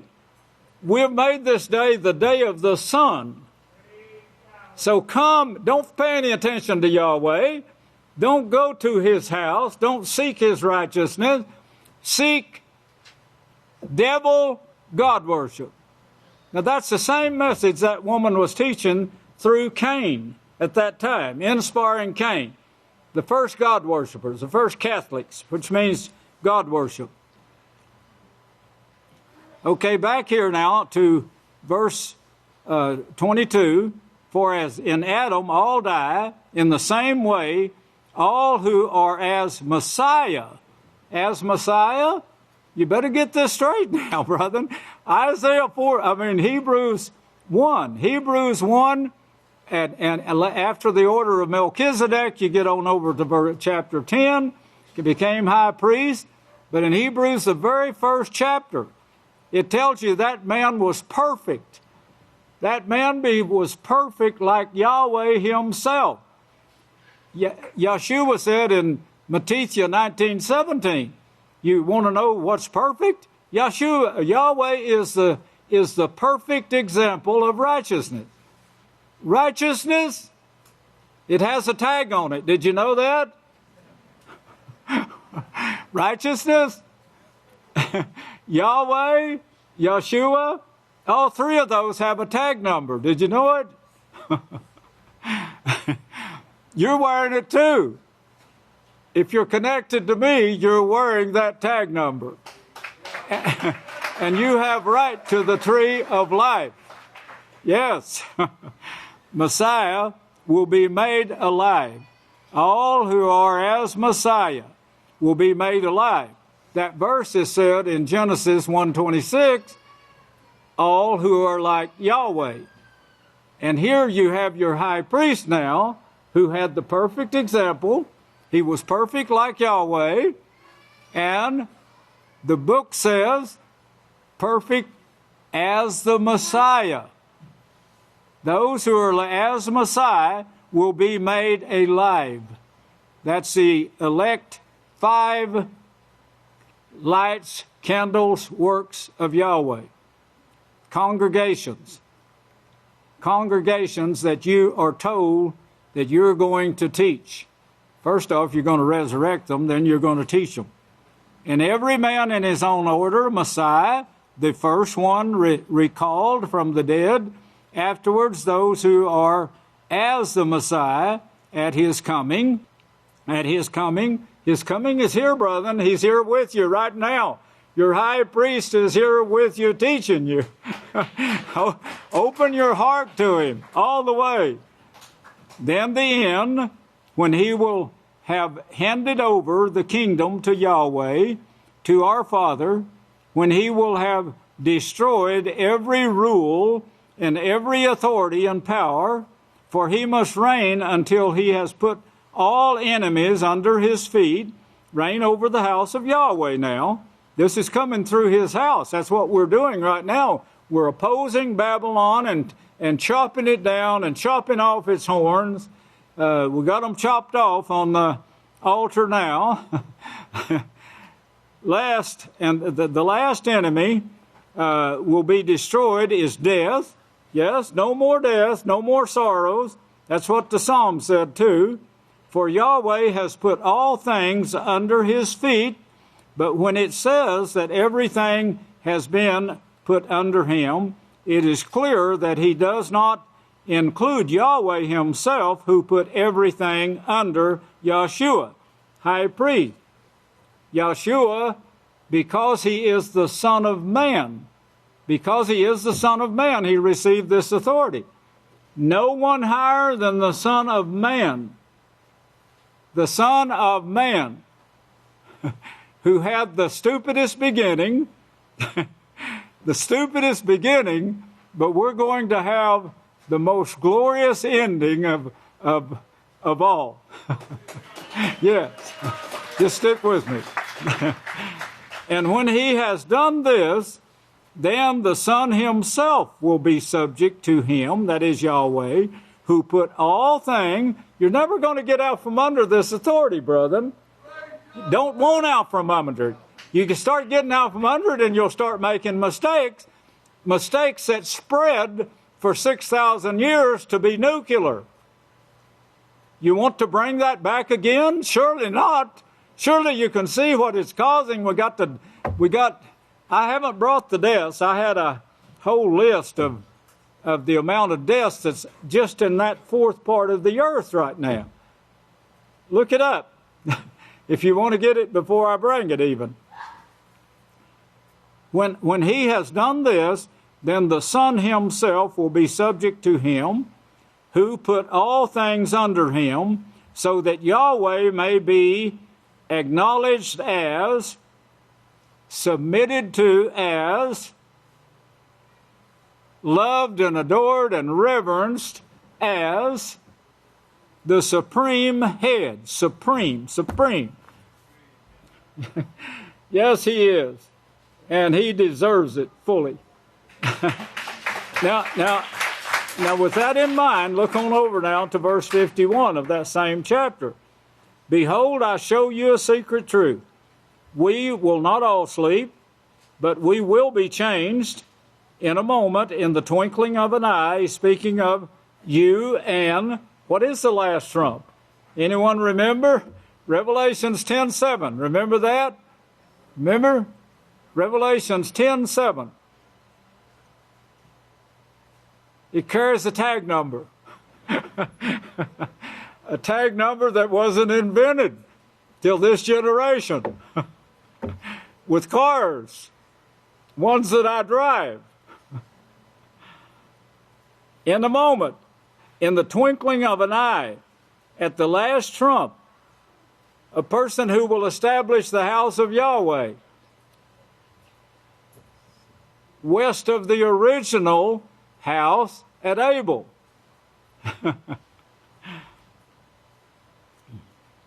In a moment, in the twinkling of an eye, at the trumpet, last trumpet, that's Revelations 10:7, the last trumpeter, last trumpet, the last work of Yahweh, for the trumpet will sound. That's what we're doing right now. You hear the trumpet sounding right here. Read my lips, and you'll hear that trumpet. You'll hear that trumpet. For the trumpet will sound first. The trumpet will sound first. Yes, this message going out throughout all the earth. And the dead will be raised when? After the nuclear bombs that darken the sun and burn the earth in 1 hour. For the trumpet will sound, and then the dead will be raised incorruptible, and we will be changed. That pretty well spells it out, I think, in Revelations 10. I'll just show you this one, but there's many more besides this one. But the Savior himself sent the message to write this, saying, Revelations 10:7, but in the days of the voice of the seventh, that's the seventh lamp on the lampstand, when he will begin to sound, the great secrets of Yahweh will be finished. Brethren, you hear secrets brought forth in the house of Yahweh that you have never found anywhere on earth. The wicked will never understand. They could sit here and listen till their ears turn blue and they still wouldn't understand. If they practice wickedness, the first thing you're going to have to do before you can understand is repent and convert. The great secret of Yahweh will be finished. That is, it'll be foretold. It'll be brought to light, as he declared to his servants, the prophets. Everything is written out for us. Yahweh not only told the people what it was going to be, he had it written for us and brought it a certain time where his house could preach it. Had it written in black and white. And now it's here, fully here. We've got it going out to all the world, this message of the kingdom of Yahweh. The kingdom of Yahweh is going to take over, as Yahshua said. He's going to turn everything, we're going to turn everything to where it's under Yahweh's, they all fall under Yahweh's authority. Everything. Throughout the entire universe. We're going to be spreading out to all kingdoms. That's what this work is about. There'll never be no gods, ever, after we take over. Yahweh says, there was no God beside me when I created the earth, and there will be no God no God beside me after my work is done. Well, of course, his work is being done right now. He is recognized in his house as the supreme being. The way we recognize him is by keeping his laws. Keeping his laws. Those laws were given by the one sent. They were written down by the one sent. The one sent. Yahshua said, if you don't believe in the one sent, you don't believe in me. I'm not going to come teach you. Yahshua is not going to come teach you. But the one sent will teach you, and he will teach my ways. Then the Demetria comes in behind it and backs it up and says, hey, this right here is got his tag on, his tag number on it. Yes, we are teaching it, the House of Yahweh. May Yahweh bless you, and I'll turn the services back to the next leader. I love you!